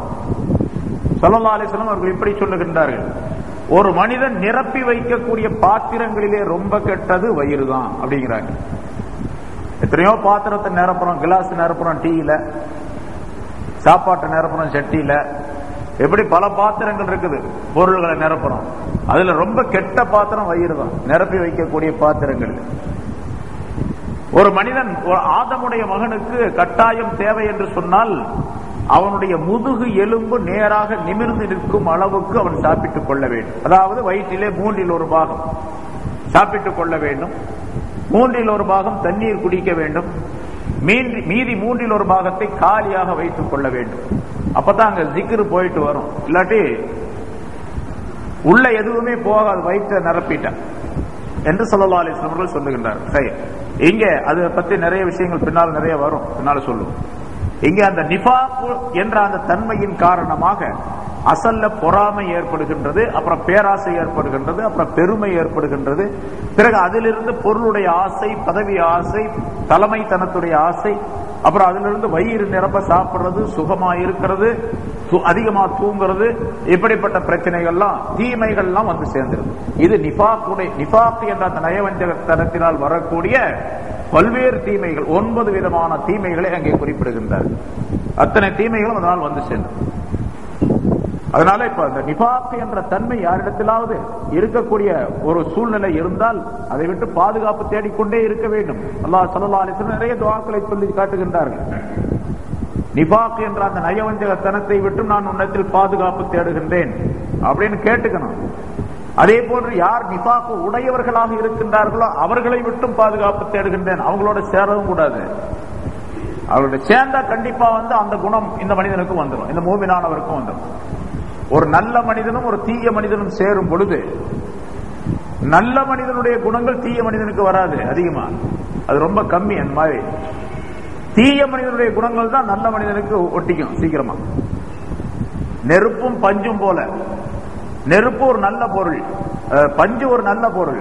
நெருப்பு கரிக்கக்கூடிய தன்மை உள்ளது.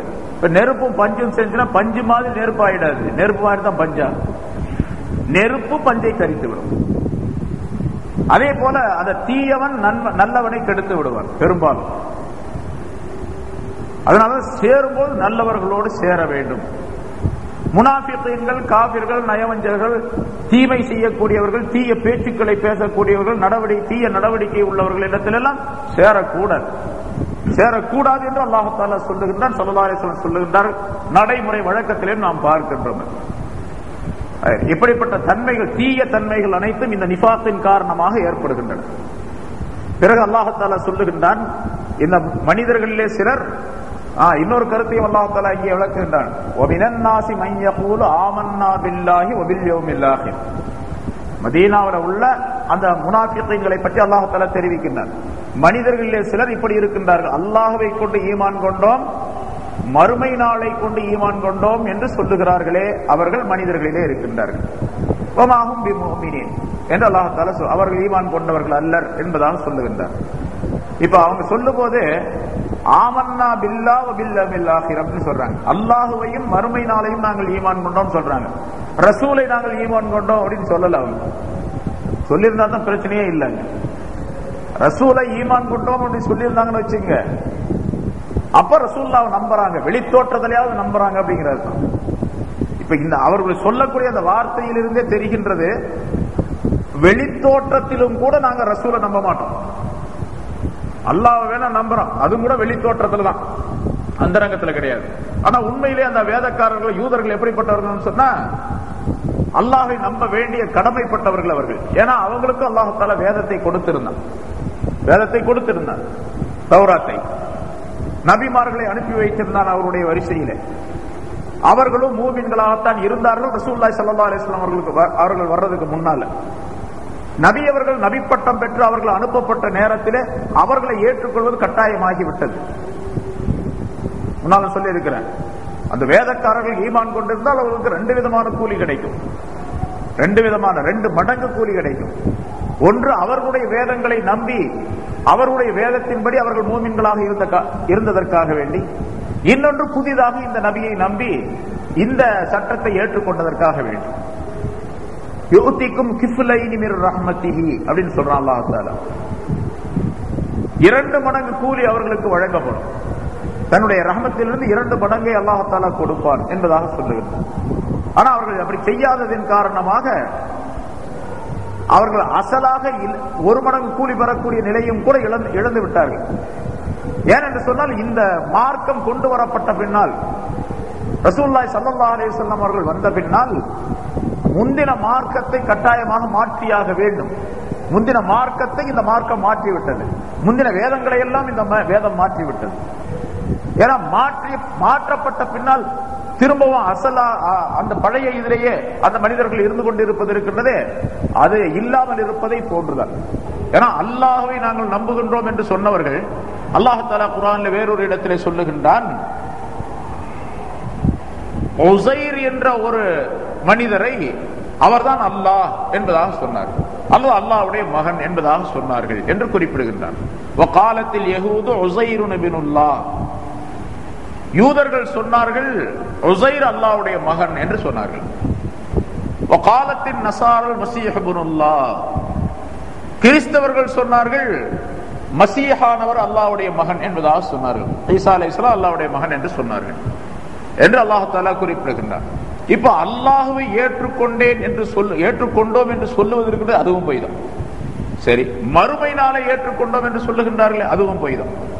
மறுமை நாளை ஏற்றுக்கொண்டால் மறுமை நாளிலே என்னென்ன நிகழ்ச்சிகள் நடைபெறுமோ அதையெல்லாம் ஏற்றுக்கொள்ள வேண்டும். சொர்க்கம் இருக்கின்றது, நரகம் இருக்கின்றது, அங்கே கேள்வி கணக்குகள் இருக்கின்றன. கேள்வி கணக்குகளை கட்டாயமாக கணக்கு கொடுத்தாக வேண்டும். பிறகு நன்மை தீமை எடை போடப்படுவது, சிராத்துல் முஸ்தகீம் என்ற பாலத்தில் நடந்து செல்வது, இன்னும் அந்த மஹ்ஷருடைய மைதானத்தில் என்னென்ன நிகழ்ச்சிகள் நடைபெறும் என்பதாக சொல்லப்பட்டிருக்கும், அதெல்லாம் ஏற்றுக்கொள்றதில்லை.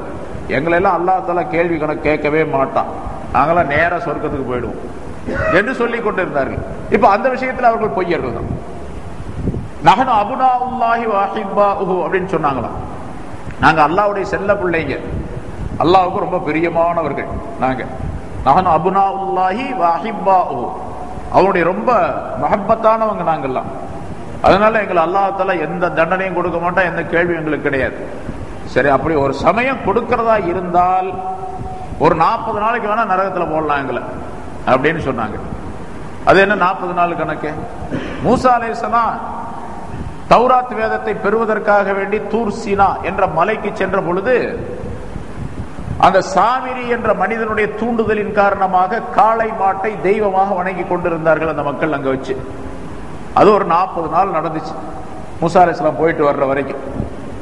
அது தப்பு தான் நாங்க செஞ்சது, எங்க மூதாதையர்கள் செஞ்சது. இவங்க சொல்றாங்க எங்க மூதாதையர்கள் செஞ்சது தப்பு தான், அதனால அப்படி ஒரு நரகத்துல போட வேண்டிய ஒரு சூழ்நிலை வந்துச்சு அப்படின்னு சொன்னா வராது. வந்ததுன்னா ஒரு 40 நாள் அவ்வளவுதான், அதுக்கு பின்னால் நாங்க சொர்க்கத்துக்கு தான் போயிடுவோம் என்று சொல்லக்கூடிய நிலை அவர்களுக்கு இருக்கு. இப்ப ஆகிரத்தை பற்றி உள்ள நம்பிக்கையும் அவர்களுக்கு கிடையாது. அதையும் வெளித்தோட்டத்தில் தான் சொல்றாங்க. ஆமன்னா பில்லாஹி வ பில் யௌமில் ஆகிர் என்று அல்லாஹ் தஆலா சொல்லி காட்டுகின்றார். வமா, அதனாலதான் கடைசியில் என்ன சொன்னா, வமாஹும் பிமுமினீன், அவர்கள் மூமின்களே அல்ல, ஈமான் கொண்டவர்களாகவே அவர்கள் இல்லை என்பதாக சொல்லுகின்றார். இங்க வமாஹும் பிமுமின் அரபி வார்த்தையில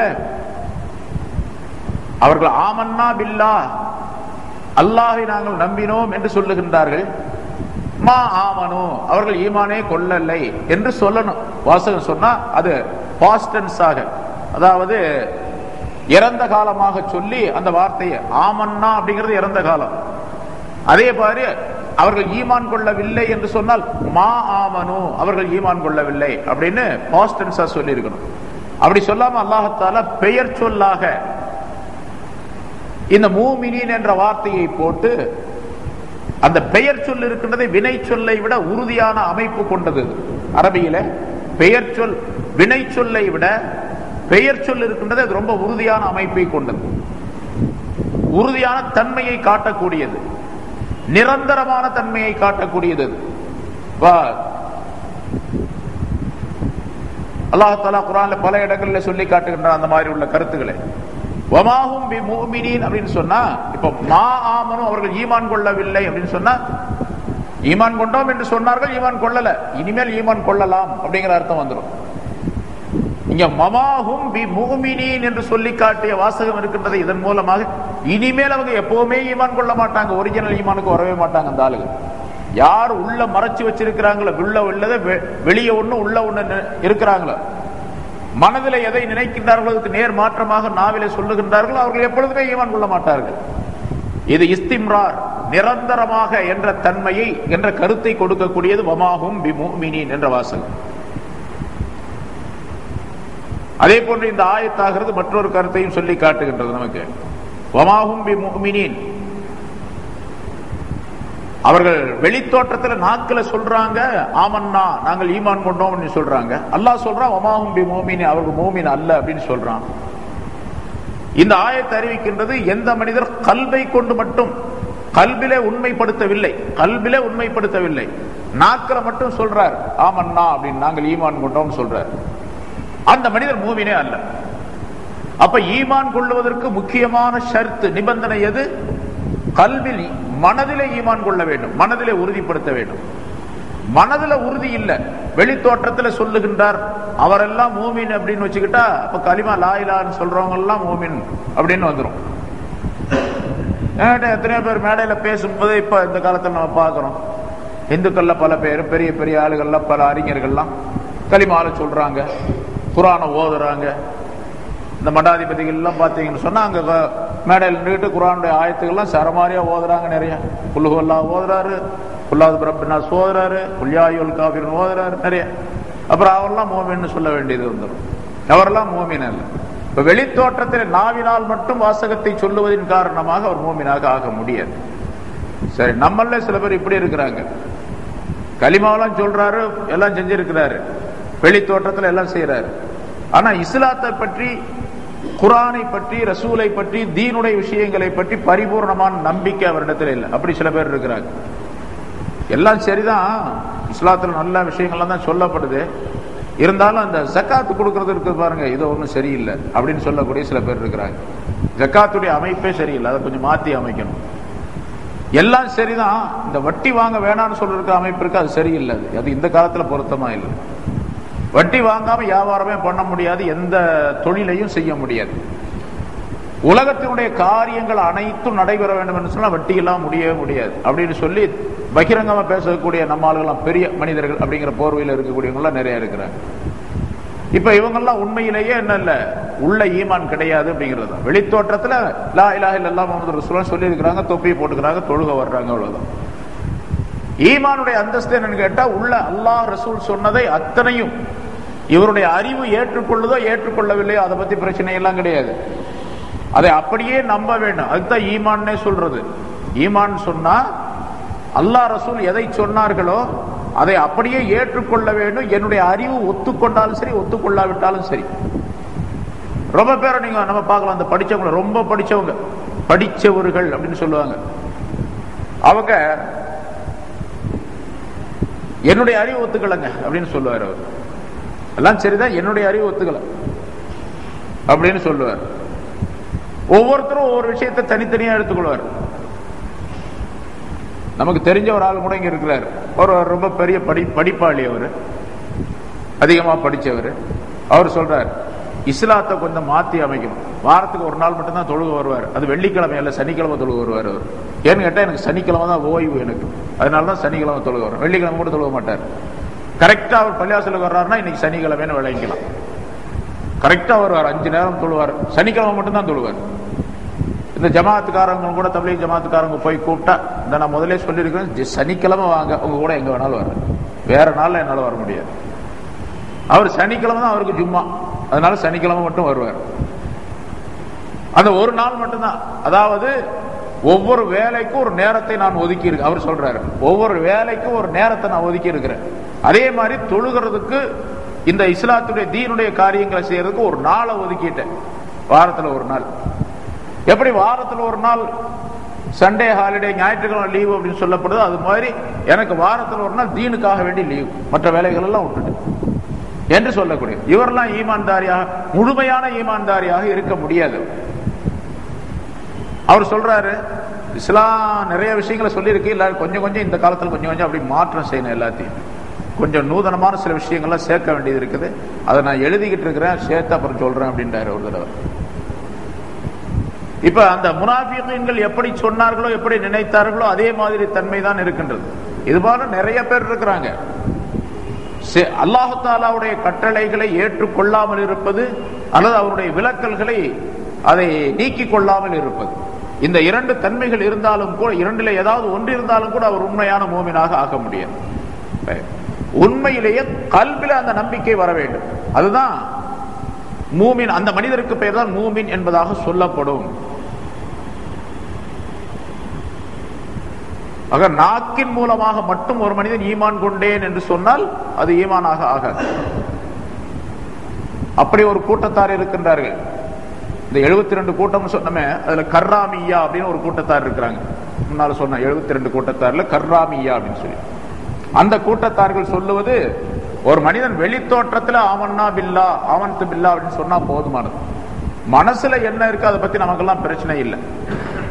மனசுல அவர் உண்மையாக்கினாலும் சரி, உண்மையாக்காவிட்டாலும் சரி, மனதுக்குள்ள எப்படி இருந்தாலும் சரி, வெளித்தோற்றத்துல நாக்குல லா இலாஹ இல்லல்லாஹ் முஹம்மது ரசூலுல்லாஹ் கலிமாவை சொன்னார், ஆமன்து பில்லான்னு சொன்னார், முடிஞ்சு போச்சு, அவர் மூமின் தான் என்று சொல்லக்கூடிய ஒரு கூட்டத்தார் இருக்கின்றார்கள்.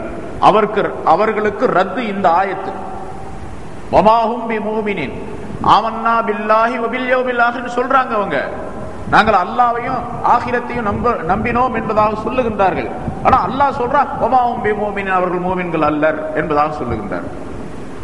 அவர்கள் மூமின்களாக ஆக முடியாது. இந்த மூமின்களாக ஆக முடியாது என்ற நிலை இருக்கின்றதே, அது அவர்கள் மூமின்கள் அல்ல அப்படிங்கறது அல்லாஹ் தஆலா தெரிஞ்சிருக்கிறான். ஆனா முடிவு கடைசியை வைத்துத்தான் ஏற்படும். கடைசி நிலையை வைத்துத்தான் முடிவு என்பது அல்லாஹ் தஆலாவிடத்தில் தீர்ப்பளிக்கப்படும். நம்ம எல்லாம் மூமின்களா இருக்கிறோம். அல்லாஹ் தஆலா நம்முடைய கடைசி நேரத்தை நல்லதாக்கி வைக்க வேண்டும். ஒவ்வொரு மூமினான ஒவ்வொரு மனிதனுடைய முடிவும் கடைசியை வைத்துத்தான் தீர்ப்பளிக்கப்படும். 100 வயசு ஒருத்தர் இருக்கிறார், எல்லா விதமான ஹராமான காரியங்கள், குஃப்ரான காரியங்கள், ஷிர்கான காரியங்கள் எல்லாத்தையும் செஞ்சுக்கிட்டு இருக்காரு ஒரு ஆள். 100 வயசு.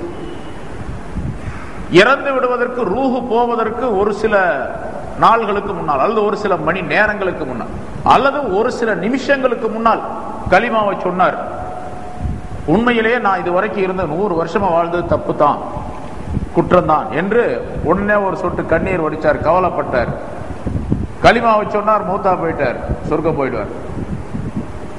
100 வருஷம் செய்த பாவங்கள் அனைத்தும் அந்த ஒரே ஒரு வினாடி நேரத்தில் ஏற்பட்ட அந்த கலிமாவின் மூலமாக, மாற்றத்தின் மூலமாக அடிபட்டுடும்.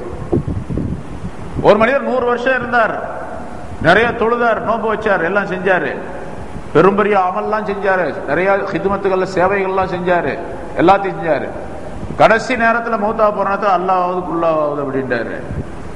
அதெல்லாம் அல்லாஹ்வுல நம்பவெல்லாம் கிடையாது. இவ்வளோ அல்லாஹ் இருந்திருந்தா 100 வருஷம் வாழ்ந்ததுக்கு அல்லாஹ்தால ஏதாச்சும் ஒரு பிரைஸ் எனக்கு கொடுத்துருக்கணும். இது வரைக்கும் ஒண்ணுமே தரல, இப்ப கடைசி நேரத்தில் வர கஷ்டம் வேற, எனக்கு உடம்பெல்லாம் வலிக்குது, ரொம்ப நோயில கிடக்குறேன், கஷ்டப்படுறேன், துன்பப்படுறேன். ரொம்ப பேருக்கு கஷ்டப்படுற நேரத்தில் சொல்லுவாங்க அந்த மாதிரி, அல்லாஹ் இருந்தான்னா அப்படின்னா இப்படி என்ன நடக்குமா, என்ன இப்படி விட்டுருவானா, என் புள்ள சாவுமா, எனக்கு இந்த கதி வருமா, என் சொத்தெல்லாம் காலி ஆகுமா, எனக்கு இப்படி ஏற்படுமா என்று சொல்லக்கூடிய. அப்படி சொன்னா மௌத்தா போயிட்டான், இப்ப குபுர்ல போயிட்டான். 100 வருஷம் வாழ்ந்த வாழ்க்கை எல்லாம் வீணா போச்சு இந்த மனிதருக்கு. அவர் எவ்வளவு பெரிய வலியுல்லாவா இருந்தாலும் சரி, அல்லாஹ் தஆலா குர்ஆன்ல ஒரு வலியுல்லாவை பற்றியே சொல்லி காட்டுகின்றார். மூசா அலைஹிஸ்ஸலாத்துடைய காலத்துல இருந்தார், பல்ஆம் இப்னு பாஊரா அப்படின்னு சொல்லிட்டு வராரு. அவர் பெரிய விலாயத்துடையவரா இருந்தார். மூசா அலைஹிஸ்ஸலாம் அவர்களுக்கு எதிராக ஒரு செயலை செஞ்சார். அதன் காரணமாக அல்லாஹ் தஆலா அவரை பற்றி குர்ஆன்ல சொல்லும் பொழுது, மஸலுஹு கமஸலில் கல்ப், அவருக்கு உதாரணம் எப்படின்னு கேட்டா ஒரு நாயை போன்று. இன் தஹ்மில் அலைஹி யல்ஹஸ் அவ் தத்ருகுஹு யல்ஹஸ், அதுக்கு ஏதாச்சும் ஒரு பொருளை போட்டாலும் நாக்க தொங்க விட்டுக்கிட்டு தான் இருக்கும், எதுவும் போடலைனாலும் நாக்க தொங்க விட்டுக்கிட்டு தான் இருக்கும் அந்த நாய் என்று சொல்லி அல்லாஹ் தஆலா ஒரு நாய்க்கு உதாரணமாக அவரை சொல்லி காட்டி, அவர் எப்படிப்பட்டவர் அப்படின்னு சொன்னா, அவருடைய முந்திய நிலை விளக்கப்படுகின்றது. யாராவது ஒருத்தர் அவர்கிட்ட போய் ஏதாவது மசாயில் ஒரு சட்டங்களை கேட்டா உடனடியா முராகபாவில் இருந்து கொள்வார், ஞான நிலையிலே உட்காருவார். உடனடியாக லவ்ஹுல் மஹ்பூல் என்ற பலகையில் இருக்கக்கூடிய அந்த விஷயங்கள் எல்லாம் அவருக்கு தெரியும். அதை பார்த்து இங்க செய்தியில சொல்லிடுவார். உடனே அவர் தீர்ப்பு சொல்றது எங்க பார்த்து? லவ்ஹுல் மஹ்பூல் என்ற அந்த பலகையை பார்த்து தீர்ப்பு சொல்லக்கூடிய ஆற்றல் உள்ளவராக இருந்தார். கடைசியில் அல்லாஹ் தஆலா எப்படி ஆக்கிட்டான்? அவர் ஒரு நாயை போன்று ஆக்கிவிட்டான். ஈமான் இல்லாமல் மௌத்தானார். ஈமான் அல்லாஹ் தஆலா எடுத்துட்டான். பின்னால் அல்லாஹ் தஆலா 9வது ஜுஸ்ல அந்த சம்பவத்தை சொல்லி காட்டுகின்றான். அது கடைசியை வைத்துத்தான் மனிதர்களுக்கு முடிவு செய்யப்படும். இன்னமல் ஆமாலு பில் ஹவாத்தீம் என்று ஸல்லல்லாஹு அலைஹி வஸல்லம் சொல்லுகின்றார்கள். அமல்கள் எல்லாம் கடைசி முடிவை கொண்டுதான். அதனால முடிவு நல்லதாக இருக்க வேண்டும் அப்படின்னு துஆ செய்து கொண்டே இருக்க வேண்டும். என்னுடைய முடிவை யா அல்லாஹ் நீ அழகாக்கி வை அப்படின்னு சொல்லணும். என்னுடைய இறுதி முடிவை நீ அழகாக்கி வை. அப்ப இறுதி முடிவு அழகாக இருக்க வேண்டும் என்று சொன்னா இருக்கக்கூடிய காலங்களும் அழகா இருக்கணும் அப்படிங்கிற அர்த்தம். முன்னாலும் சொல்லியிருக்கேன்னு நினைக்கிறேன். வலா தமூதுன்ன இல்லா வ அன்தும் முஸ்லிமூன், நீங்கள் முஸ்லிம்களாக இருக்கும் நிலையிலே தவிர மௌத்தாக வேண்டாம் அப்படின்னு அல்லாஹ் சொல்றான். நீங்க மௌத்தாகும் போது முஸ்லிம்களா இருக்கணும். இப்போ மௌத்தாகும் போது முஸ்லிமா இருக்கணும் அப்படின்னு சொன்னா மௌத்தாகும் போது மட்டும் முஸ்லிமா இருக்கணுங்கிற அர்த்தம் இல்ல. அப்புறம் முன்னால எல்லாம் எப்ப மௌத்தாகும் தெரியாது, அதனால எப்பவுமே முஸ்லிமா இருக்கணும் அப்படிங்கிற அர்த்தம். வாழக்கூடிய நேரங்களில் எல்லாம் முஸ்லிமாக இருந்தால் இறக்கக்கூடிய நேரத்தில் முஸ்லிமாக இறக்கும். நீங்கள் எப்படி வாழுகிறீர்களோ அப்படித்தான் மௌத்தாவீர்கள். தமூத்தூன கமா தாயிஷூன் ஸல்லல்லாஹு அலைஹி வஸல்லம் சொல்லுகின்றார்கள். நீங்கள் எப்படி வாழுகிறீர்களோ அப்படித்தான் மௌத்தாவீங்க. வதுபஅஸூன கமா தமூத்தூன், நீங்கள் எப்படி மௌத்தாகிறீர்களோ அப்படித்தான் எழுப்பப்படுவீர்கள் அப்படின்னு ஸல்லல்லாஹு அலைஹி வஸல்லம் சொல்லி காட்டுகின்றார். அதனால இருக்கக்கூடிய காலமெல்லாம் அழகான அமைப்பிலே ஈமானுடைய தன்மையிலே இருக்க வேண்டும், வாழ வேண்டும். பிறகு கடைசி நேரம் ஈமானுடன் அழகான முடிவாக ஏற்படக்கூடிய நிலையை அல்லாஹ் தஆலா தந்துவிடும். இங்கே இந்த முனாஃபிகீன்களை பற்றி அல்லாஹ் தஆலா சொல்லி காட்டி நமக்கும் அதை படிப்பினையாக உலக மக்கள் அனைவருக்கும் சொல்லி காட்டுகின்றான். மனிதர்களில் இப்படி ஒரு சாரார் இருந்தார்கள். வெளித்தோற்றத்திலே நாங்கள் மூமின்கள் என்று சொல்லிக் கொள்ளுவார்கள், உண்மையிலேயே அவர்களுடைய கல்வின் மூலமாக மூமின்கள் அல்லர் அவர்கள். அது போன்று நீங்கள் யாரும் இருந்துவிடக் கூடாது என்று எச்சரிக்கையாக மூமின்களுக்கு அல்லாஹ் தஆலா சொல்லி காட்டுகின்றார். யாரும் அப்படி இருந்து விடக்கூடாது. அப்படி யாருக்காவது அந்த மாதிரி வெளித்தோற்றத்திலே அவர்கள் சாதாரணமாக சரி ஏதோ கடமைக்காக வேண்டி நாம் மூமின்களாக இருக்கின்றோம், மனசுக்குள்ள அதெல்லாம் கிடையாது என்ற நிலை இருந்தால் அவர்கள் எல்லாம் மாற்றிக்கொள்ள வேண்டும். உண்மையாக இந்த மார்க்கம் இருக்கின்றது உண்மையானதுதான், ஈமான் என்பது உண்மையானதுதான். எது குர்ஆன் ஹதீஸில் சொல்லப்பட்டிருக்கிறதோ அல்லாஹ் ரசூல் சொல்லுகின்றார்களோ அது உண்மையான விஷயங்கள் தான் என்பதாக சொல்லி மனதாலே நம்பிக்கை கொண்டு அதை நாவினாலும் சொல்லி செயல் உருவிலே அதை கொண்டு வர வேண்டும் என்பதையும் அல்லாஹ் தஆலா மூமின்களுக்கு எச்சரிக்கையாக சொல்லி காட்டுகின்றார். சரி, இந்த மனிதர்கள் இருக்கின்றார்களே இப்படி இந்த முனாஃபிகீன்கள், யுகாதிஊன் அல்லாஹ, இவர்கள் அல்லாஹ்வை ஏமாற்றுகிறார்கள். இவர்கள் அல்லாஹ்வை ஏமாற்ற முடியுமா? இவன் அல்லாஹ்வே ஏமாத்துறான் அப்படின்னு நம்ம சொல்றோம். அது அவங்க அல்லாஹ் தஆலா சொல்றான், இந்த முனாஃபிகீன்கள் யுகாதிஊன் அல்லாஹ்வுக்கு மோசடி செய்கின்றார்கள், அல்லாஹ்வை ஏமாத்துகிறார்கள். வல்லதீன ஆமனு, அல்லாஹ்வை மட்டுமல்ல ஈமான் கொண்டவர்களையும் அவர்கள் ஏமாற்றுகிறார்கள், வஞ்சிக்கிறார்கள் அப்படின்னு சொன்னா ஏமாத்துகிறார்கள், மோசடி செய்கிறார்கள். சரி, அல்லாஹ் மோசடி சொன்னா இந்த யுகாதிஊன் அல்லாஹ, அல்லாஹுவுக்கு இவர்கள் மோசடி செய்கின்றார்கள், அல்லாஹுவை ஏமாற்றுகிறார்கள் அப்படின்னு சொல்ல வாசகம் இருக்கின்றதே, அது உலமாக்கள் முஃபஸ்ஸிரீன்கள் சொல்லும் பொழுது உண்மையிலேயே அல்லாஹ்வை ஏமாற்றுகிறார்கள் சொல்ல வாசகம் இருக்குதே, அது ரசூலை ஏமாற்றுகிறார்கள் அப்படின்னு சொல்றதுக்கு தான் அல்லாஹ் தஆலா அல்லாஹ்வை ஏமாற்றுகிறார்கள் அப்படின்னு சொல்றான் அப்படின்னு குறிப்பிடுகின்றார்கள், விளக்கம் சொல்லுகின்றார்கள். இவர்கள் ரசூலை ஏமாற்றுகின்றார்கள். வல்லதீன ஆமனு, ஈமான் கொண்டவர்களையும் ஏமாற்றுகிறார்கள். இவர்கள் அல்லாஹ் தஆலா யுகாதிஊன் அல்லாஹ வல்லதீன ஆமனு, அல்லாஹுவை ஏமாற்றுகிறார்கள், ஈமான் கொண்டார்களே அவர்களையும் ஏமாற்றுகிறார்கள் அப்படின்னு சொல்றான். அல்லாஹ்வை ஏமாற்றுகிறார்கள் அப்படின்னு சொல்லிட்டு அப்புறம் ரசூலை ஏமாற்றுகிறார்கள் சொல்லணும். அல்லாஹ் தஆலா ரசூலை சொல்லாம ஈமான் கொண்டவர்களை ஏமாற்றுகிறார்கள் அப்படின்னு சொல்றான். அதனால அங்க அல்லாஹ்வை ஏமாத்துகிறார்கள் அப்படின்னா என்ன அர்த்தம்? ரசூலை ஏமாத்துகிறார்கள் அப்படிங்கிற அர்த்தம் தான். அல்லாஹ்வை ஏமாத்த முடியாது, அது எல்லாத்துக்குமே தெரியும், அவனுக்கும் தெரியும். இந்த ஏமாத்துறன்னு சொல்றான் பாருங்க, அவனுக்கு தெரியும் அல்லாஹ்வை ஏமாத்த முடியாதுன்னு. இப்ப அல்லாஹ் சொல்றதுடைய கருத்து என்ன கேட்டா, ரசூலை ஏமாத்துகிறார்கள் அப்படிங்கிற அர்த்தம் தான். இதுக்கு உதாரணம் எப்படின்னு கேட்டா, வேறொரு இடத்துல அல்லாஹ் தஆலா சொல்றான், வஅலமு அன்னமா கனிம்தும் அன்ன லில்லாஹி குமுஸஹு. அதாவது எப்படிங்க ஆயத்து? வஅலமு அன்னமா கனிம்தும் மின் ஷைஇன் வ அன்ன லில்லாஹி குமுஸஹு. அதாவது அந்த போர் பொருளிலிருந்து, போரில் எதிரிகளிடத்திலிருந்து கிடைத்த பொருளில் இருந்து அல்லாஹ்வுக்கு 1/5 இருக்கின்றது, அவருடைய ரசூலுக்கு இருக்குது அப்படின்னு சொல்லி அல்லாஹ் சொன்னான். போர்ல கிடைச்ச பொருள்ல இருந்து ஒரு 50 லட்சம் ரூபாய் கிடைச்சிச்சு போர்ல இருந்து, அதுல ஒரு 10 லட்சம் ரூபாய் அல்லாஹ்வுக்கு கொடுத்துறதா? அல்லாஹ்வுக்கு காசு எப்படி கொடுக்கிறது? அப்ப அல்லாஹுக்கு இருக்கின்றது அப்படிங்கிற சொன்ன அர்த்தம் என்னன்னு கேட்டா, அல்லாஹுக்கு 1/5 இருக்கின்றது அப்படின்னு சொன்னா அது மூமின்களுக்கு ரசூலுக்கும் பயன்படக்கூடியதான். அதை ரசூல்கிட்ட கொடுக்கணும் அப்படிங்கிற அர்த்தம். பைத்துல் மால்ல, இஸ்லாமிய பைத்துல் மால்ல அது சேர்க்கப்பட வேண்டும் அப்படிங்கிற அர்த்தம் இருக்கு. அல்லாஹுக்கு 1/5 இருக்கின்றதுன்னு சொன்னா அல்லாஹுக்கு கொண்டு போய் கொடுக்கறது அல்ல. அது இது மற்ற மதத்தார்கள்லாம் செய்யறாங்கல்ல, பால் பழம் தேங்காய் எங்காலம் கொண்டு போய் சாமிக்கு முன்னால வச்சு அது சாப்பிடுது அப்படின்னு நினைக்கிறாங்க. அது போல 5/1 எடுத்து கொண்டு போய் வச்சு அது சாப்பிடுது அப்படின்னு நினைக்கிறது, அல்லாஹ்தால எடுத்துக்கிறோம் அப்படின்னு நினைக்கிறது அல்ல. இது அல்லாஹ் பொது நிதியில சேர்க்கப்பட வேண்டிய பொருள், அது 1/5 அப்படிங்கிற அர்த்தம் இருக்கு.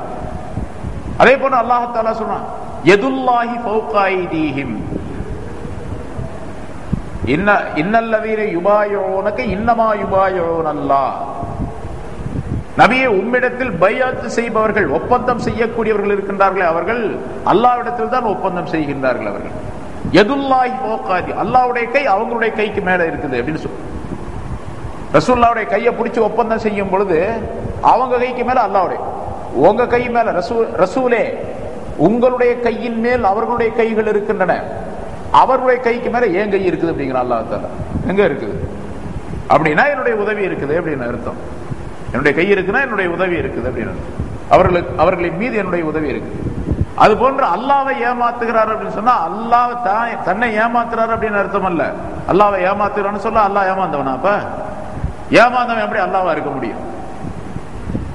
அப்போ அல்லாஹ் ரசூலை ஏமாற்றுகிறார்கள் அவர்கள், மூமின்களை. அதனாலதான் வல்லதீன ஆமனு அப்படின்னு அடுத்தாப்புல போட்டோம் அல்லாஹ் தஆலா. ரசூலை சொல்லணும் அந்த இடத்துல. அது அந்த ஏமாத்துதல் அவங்க நினைச்சுக்கிட்டு இருக்கிறாங்க அல்லாஹ்வை ஏமாத்துறதாக. ஆனா நினைத்து கொண்டு ரசூலை ஏமாத்துறாங்க. அவங்க அல்லாஹ்வை ஏமாத்துறதாக நினைத்து கொண்டு ரசூலை ஏமாற்றுகிறார்கள். அந்த ஏமாற்றுதல் இருக்கின்றது, அது ரொம்ப பயங்கரமான ஒரு சூழ்நிலை. அதனால அல்லாஹ் தஆலா தன்னுடைய பெயரையே சொல்லி காட்டி இங்கே விளக்குகின்றார். யுஹாதியூன அல்லாஹ வல்லதீன ஆமனு, அல்லாஹ்வை அவர்கள் மோசடி செய்கின்றார்கள், சதி செய்கின்றார்கள், ஏமாற்றுகிறார்கள். அதே போன்று மூமினானவர்களையும் ஏமாற்றுகின்றார்கள். சரி, அப்படி ஏமாத்துறதுனால அவங்க ஏமாந்தவங்க இவங்க எல்லாம் வெற்றியாளர்கள், ரொம்ப கெட்டிக்காரவங்க அப்படின்னு அர்த்தமா? வமா யஹ்தஊன இல்லா அன்ஃபுஸஹும், அவர்கள் தங்களை தாங்களே தவிர ஏமாற்றிக் கொள்ளவில்லை. இப்படி செய்வதின் காரணமாக இந்த நிஃபாக்குத்தனம், வெளித்தோற்றத்தில் நாங்க ஈமான் கொண்டோம் சொல்றாங்க, உள்ள குஃப்ரை நிறைத்து வைத்திருக்கின்றார்களே, இந்த நிலை இருக்கின்றதே, இது தங்களை தாங்களே ஏமாற்றிக் கொள்வதுதானே தவிர வேற யாரையும் இவங்க ஏமாத்தல. அவர்கள் தங்களை தாங்களே ஏமாற்றிக் கொள்ளுகின்றார்களே தவிர வேறில்லை. அவர்களுக்கு தான் அந்த ஏமாற்றத்தினுடைய விளைவு, அதாவது அதனுடைய தண்டனை, அதனுடைய வேதனை, அதனால் ஏற்படக்கூடிய பல்வேறு விதமான தீமைகள் எல்லாமே அவர்களைத்தான் சாரும் என்பதாக குறிப்பிடுகின்றார். ஆனால் இவர்கள் உணர்வதில்லை, அதை உணர்றதே கிடையாது. இப்படி ஏமாற்றுறதுனால, நம்ம ஏமாத்துறோம் அப்படின்னு நினைக்கிறதுனால, அல்லது இந்த செயல்களை செய்வதன் காரணமாக இதனால் என்ன விளைவு ஏற்படும் என்பதை உணர்வதே கிடையாது.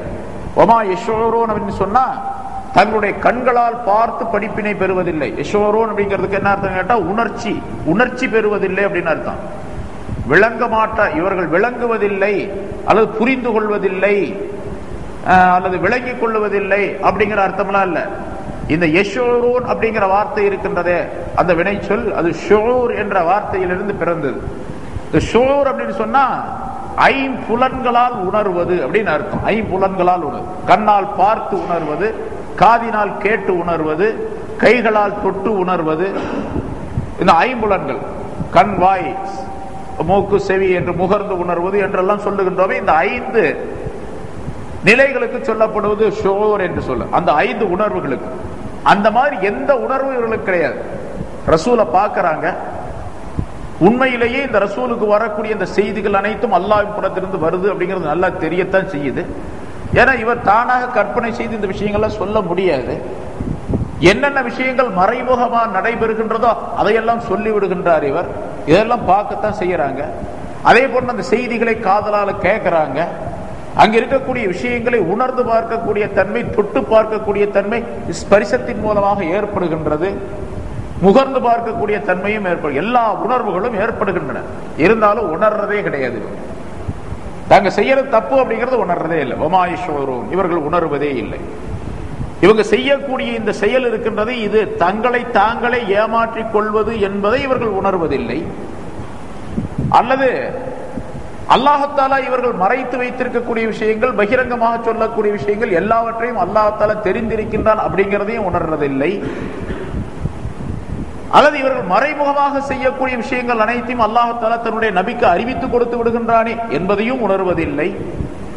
அல்லது இப்படி செய்வதின் காரணமாக நமக்கு ஹலாக்கு வந்து சேர்ந்துடுமே, நாசம், அழிவு வந்து சேர்ந்து விடுமே என்பதையும் உணர்வதில்லை. அல்லது இந்த உலகத்திலே யாருக்காவது இப்படி தெரிந்து விட்டால், நாம் செய்யக்கூடிய இந்த விஷயம் பகிரங்கப்படுத்தப்பட்டு விட்டால் நமக்கு கேவலமாயிற்றே அப்படிங்கிறதையும் உணர்வதில்லை. அல்லது இப்படி மறைமுகமாக உள்ளொன்று வைத்து புறமொன்று பேசக்கூடிய நிலை இருக்கின்றதை இது தெரிந்துவிட்டால் மற்றவர்கள் எல்லாம் நம்மை பரிகாசம் செய்வார்களே என்பதும் இவர்களுக்கு தெரிவதில்லை, உணர்வதில்லை, அதையும் உணர்வதில்லை.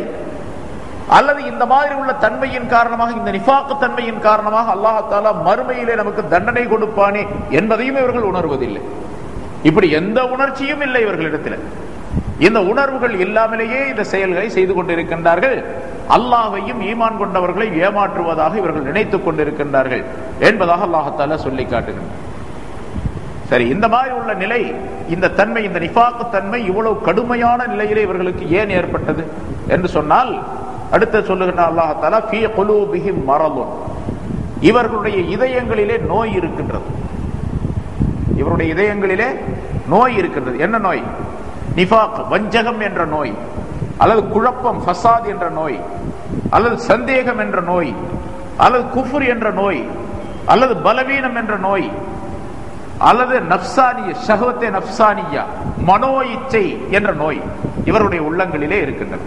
ஃபீ குலூபிஹிம் மரதுன், இவர்களுடைய உள்ளங்களிலே நோய் இருக்கின்றது. அதன் காரணமாக இந்த நிலை அவர்களுக்கு. சரி, இந்த நோய் இருக்கின்றது, அது ஏதாச்சும் மருந்து சாப்பிட்டு நல்லாக்கணும் அப்படின்னு நினைக்கிறாங்களா? அவங்க நினைக்கிறதே இல்லை.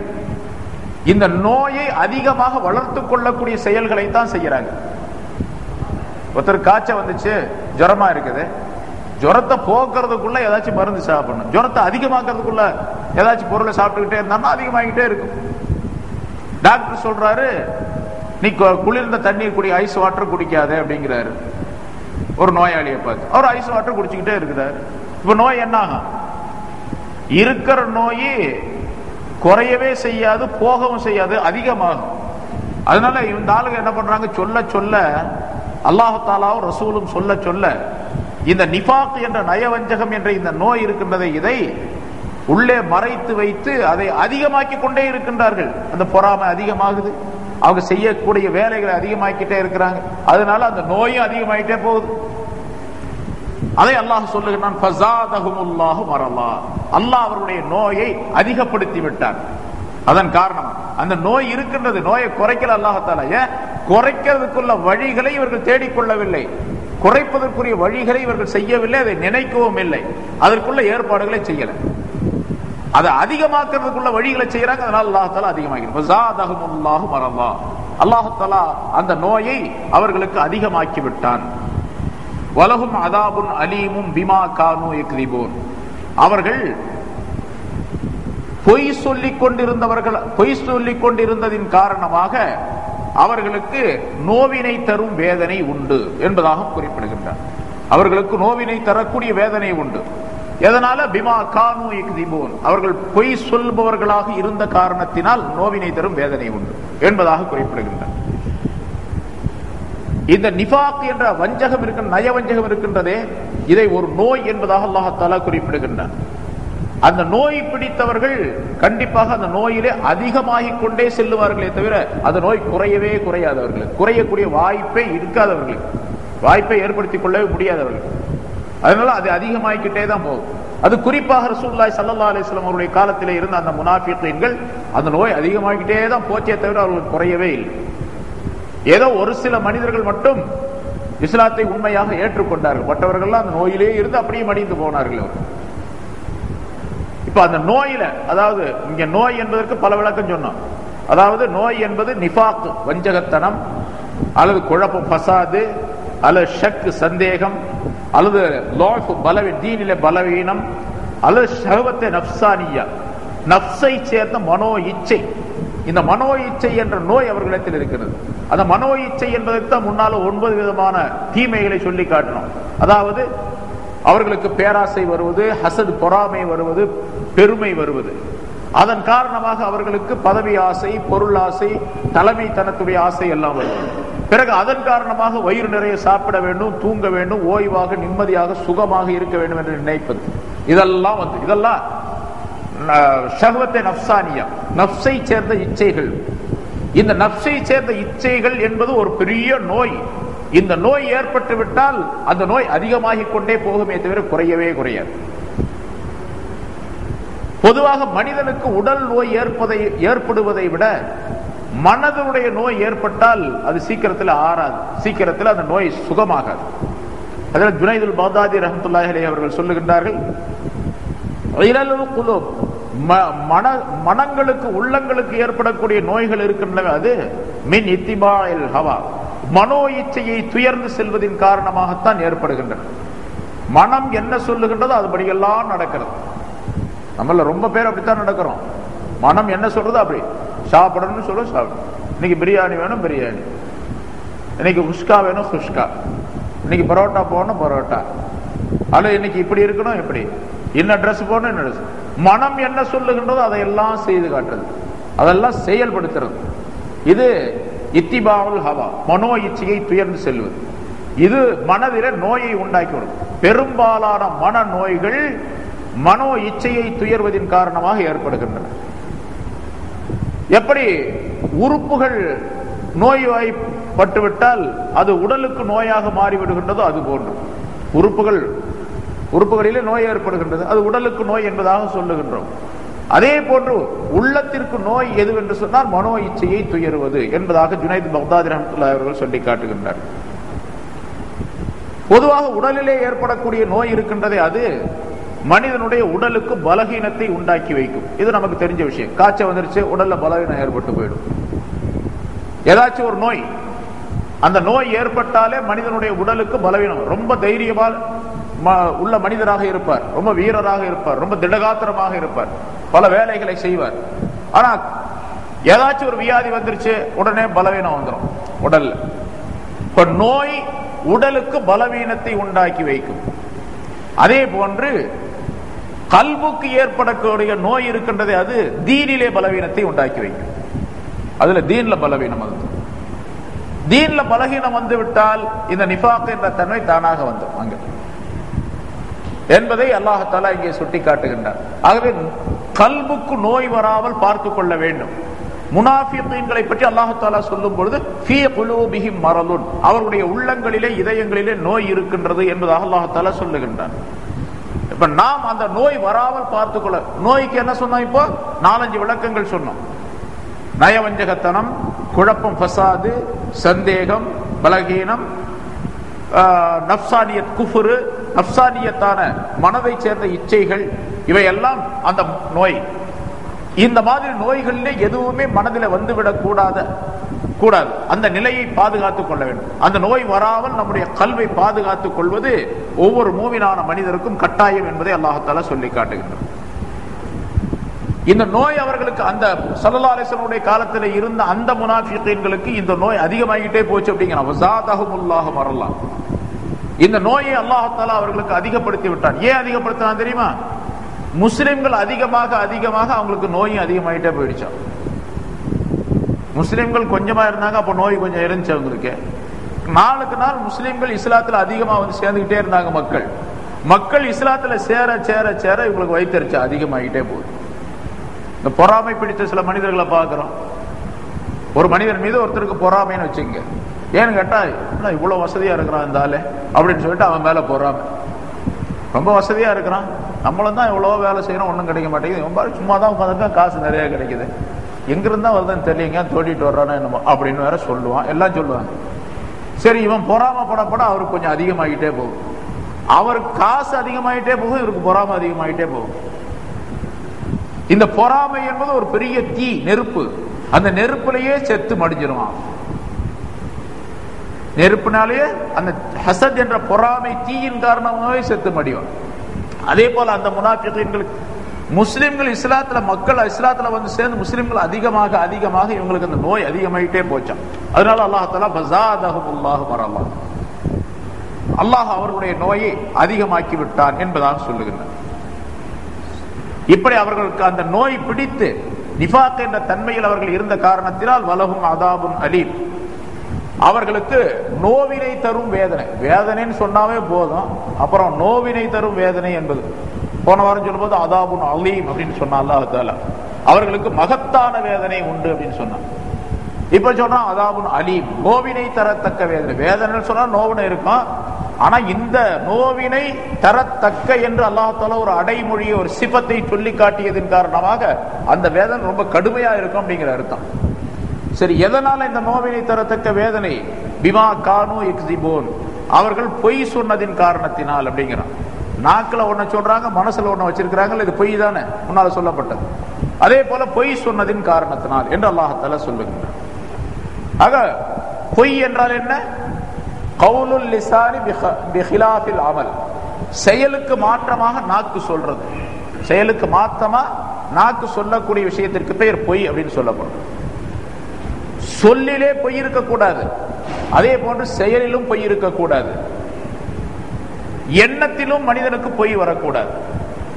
பொய் என்பது 3 வகை, 3 நிலைகளிலே பொய் என்பது ஏற்படும். அல் கிதுபு ஃபில் கவுல், அல் கிதுபு ஃபில் அமல், அல் கிதுபு ஃபில் இஅ்திகாத். சொல்லிலே பொய், செயலிலே பொய், நம்பிக்கையிலே பொய். இந்த எந்த விதமான பொய்யும் வரக்கூடாது. அவங்க சொல்லிலும் பொய், செயலிலும் பொய், நம்பிக்கையிலும் பொய் உடையவர்களாக அவர்கள் இருந்தார்கள். சொல்றது லா இலாஹ இல்லல்லாஹ் கலிமா சொன்னாங்க, ஆமன்னா பில்லாஹி பில்லமில்லாஹ் சொன்னாங்க, அது பொய். அமல் செய்தாங்க, தொழுதாங்க, அதுவும் பொய். உண்மையாக தொழுகல, இந்த மக்களுக்கு காட்டிக்கிறதுக்காக வேண்டி தொழுதாங்க. அவங்க யுராஊன அன்னாஸ என்று அல்லாஹ் தஆலா அவர்களை பற்றி சொல்லுகின்றார். மனிதர்களுக்கு காட்டுவதற்காக வேண்டி தொழுதாங்க அவங்க. முன்னால சொன்னாங்க அந்த தொழுகையுடைய விஷயத்துல, தொழுகையுடைய விளக்கம் சொல்லும் போது முனாஃபிகீன்களை பற்றி சொல்லப்பட்டது. அவர்கள் எப்படி தொழும் போது எப்படி நிற்பார்கள் என்று சொன்னால், காமு குசாலா, அவர்கள் சோம்பேறிகளாக நிற்பார்கள். தொழுக பயபக்தியோட நிக்கணும், அப்படி நிக்க மாட்டாங்க. தக்பீர் கட்டிக்குவாங்க, ஒரு பக்கம் இந்த பக்கம் சொறிவாங்க, அப்புறம் இந்த பக்கம் சொறிவாங்க, அப்புறம் கொட்டாய் விடுவாங்க, அப்புறம் கண்ணை மூடிக்குவாங்க, அப்புறம் இந்த பக்கம் ஆடுறது, அந்த பக்கம் ஆடுறது, பார்க்கறது, அப்புறம் சாஞ்சிக்கிறது, ஒரு காலை அப்படி வைக்கிறது, ஒரு காலை ஒரு ரக்காத் தொழுகிறதுக்குள்ள 100கணக்கான வேலையை செஞ்சிருவோம், 100கணக்கான ஆட்டங்கள் ஆடுவாங்க. இதெல்லாம் வந்து முனாஃபிகீன்களுடைய தொழுகை என்று அல்லாஹ் தஆலா சொல்லி காட்டுகின்றார். லா இலாஹா உலாய் வலா இலாஹா உலாய் முதப்தபீன பைன ஸாலிக், அவங்க காபிரும் அல்ல மூமினும் அல்ல, 2 பேத்துக்கும் முதப்தபீன, அதுக்கும் இதுக்கும் இடையில எப்படி அலைஞ்சிக்கிட்டு இருப்பாங்க. அங்கேயும் வருவான், இங்கேயும் வருவான், அங்கேயும் போவான், இங்கேயும் வரும். லா இலாஹா உலாய் வலா இலாஹா, இந்த ஆளுங்க இந்த கூட்டத்தில் சேர்ந்தவங்க அல்ல, அந்த கூட்டத்தில் சேர்ந்தவங்க அல்ல, மூமின்ல சேர்ந்தவங்க அல்ல, காபிர்லையும் சேர்ந்தவன் அல்ல. இந்த மனிதன் மிக கடுமையானவன், கொடுமையானவன் என்பதை அல்லாஹ் தஆலா சொல்லி காட்டுகின்றார். இது அவங்க பொய் சொன்னதின் காரணமாக. அப்படி அவர்கள் பொய் சொல்லிக் கொண்டிருந்த காரணத்தால் கடுமையான நோவினை தரத்தக்க வேதனை உண்டு என்று அல்லாஹ் தஆலா சொல்லும் போது, முனாஃபிகீன்களை சொல்லும் பொழுது நமக்கும் அல்லாஹ் தஆலா எச்சரிக்கை செய்யணும், பொய் சொல்லாதீங்க அப்படின்னு. பொய் சொன்னீங்கன்னு சொன்னா உங்களுக்கும் அதே மாதிரி தண்டனை இருக்குது அப்படிங்கறதை அல்லாஹ் தஆலா சொல்லி காட்டுகிறார். எந்த நிலையிலும் சொல்லிலும் பொய் வரக்கூடாது, செயலிலும் பொய்யான செயல் வந்துடக்கூடாது. தொழுகிறோம் அப்படின்னு சொன்னா அது உண்மையான தொழுகையா இருக்கும், பொய்யான தொழுகை இருக்கக்கூடாது. அதாவது யாருக்காவது காட்டுறதுக்காக வேண்டி, பெருமைக்காக வேண்டி தொழுதோம், அது பொய்யான தொழுகை. பெருமை அடிப்பதற்காக வேண்டி கொடைவள்ளல் அப்படின்னு சொல்லப்படணும் அப்படிங்கிறதுக்காக வேண்டி நிறைய தர்மம் செஞ்சாரு, இது பொய்யான தர்மம். இவர் ஒரு ஹாஜின்னு சொல்லப்படணும் அப்படிங்கிறதுக்காண்டி ஹஜ்ஜி செஞ்சுட்டு வந்தாரு, இது பொய்யான ஹஜ். அது இது செயல்ல பொய். அது அதே மாதிரி எண்ணங்கள், நம்பிக்கை, அகீதாவில பொய் அப்படின்னு சொன்னா அல்லாஹ்வை பற்றி, ரசூலை பற்றி, அல்லாஹ்வுடைய சட்டங்கள், ரசூல் ஈமானுடைய கடமைகள் என்னென்ன இருக்கணும், ஷர்த்துகள் என்ன இருக்கு, அதையெல்லாம் சரியாக மனப்பூர்வமாக உண்மையிலேயே ஏற்றுக்கொள்ள. ஏதோ ஏற்றுக்கொள்ளும் அப்படிங்கிற சடங்குக்காக வேண்டி ஏற்றுக்கொள்ளுது, அதெல்லாம் இருக்குமா இல்லையா அதெல்லாம் தெரியாது, ஏதோ சொல்றாங்க செஞ்சுட்டு போவோம் என்று இருந்தால் அது அகீதாவில பொய், கொள்கையிலே பொய்யாக ஆகிவிடும்.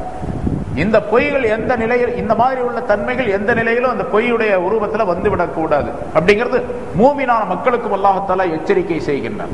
ஆக முனாஃபிகீன்களுக்கு அல்லாஹ் தஆலா இந்த 3 ஆயத்துல 13 ஆயத்துக்களை அல்லாஹ் தஆலா சொல்லுகின்றான். அதுல 3 ஆயத்துக்களை இங்கே விளக்கப்பட்டிருக்க, அடுத்தும் அல்லாஹ் தஆலா அவர்களை பற்றி சொல்லி காட்டுகின்றான். முனாஃபிகீன்களை பற்றி சொல்லி காட்டக்கூடிய இந்த ஆயத்துகளின் மூலமாக மூமின்களுக்கு பல்வேறு விதமான எச்சரிக்கைகள் அல்லாஹ் தஆலா சொல்லி காட்டுகின்றான், பல்வேறு விதமான உபதேசங்களையும் குறிப்பிடுகின்றான். அவற்றை எல்லாம் தெரிந்து செயல்படக்கூடியவர்களாக மூமின்கள் இருக்க வேண்டும். அப்படிப்பட்ட ஒரு நல்ல தௌஃபீகை அல்லாஹ் தஆலா நம் அனைவருக்கும் தந்தருள்வானாக. வஆஹிர் தஅவானா அல்ஹம்துலில்லாஹி ரப்பில் ஆலமீன்.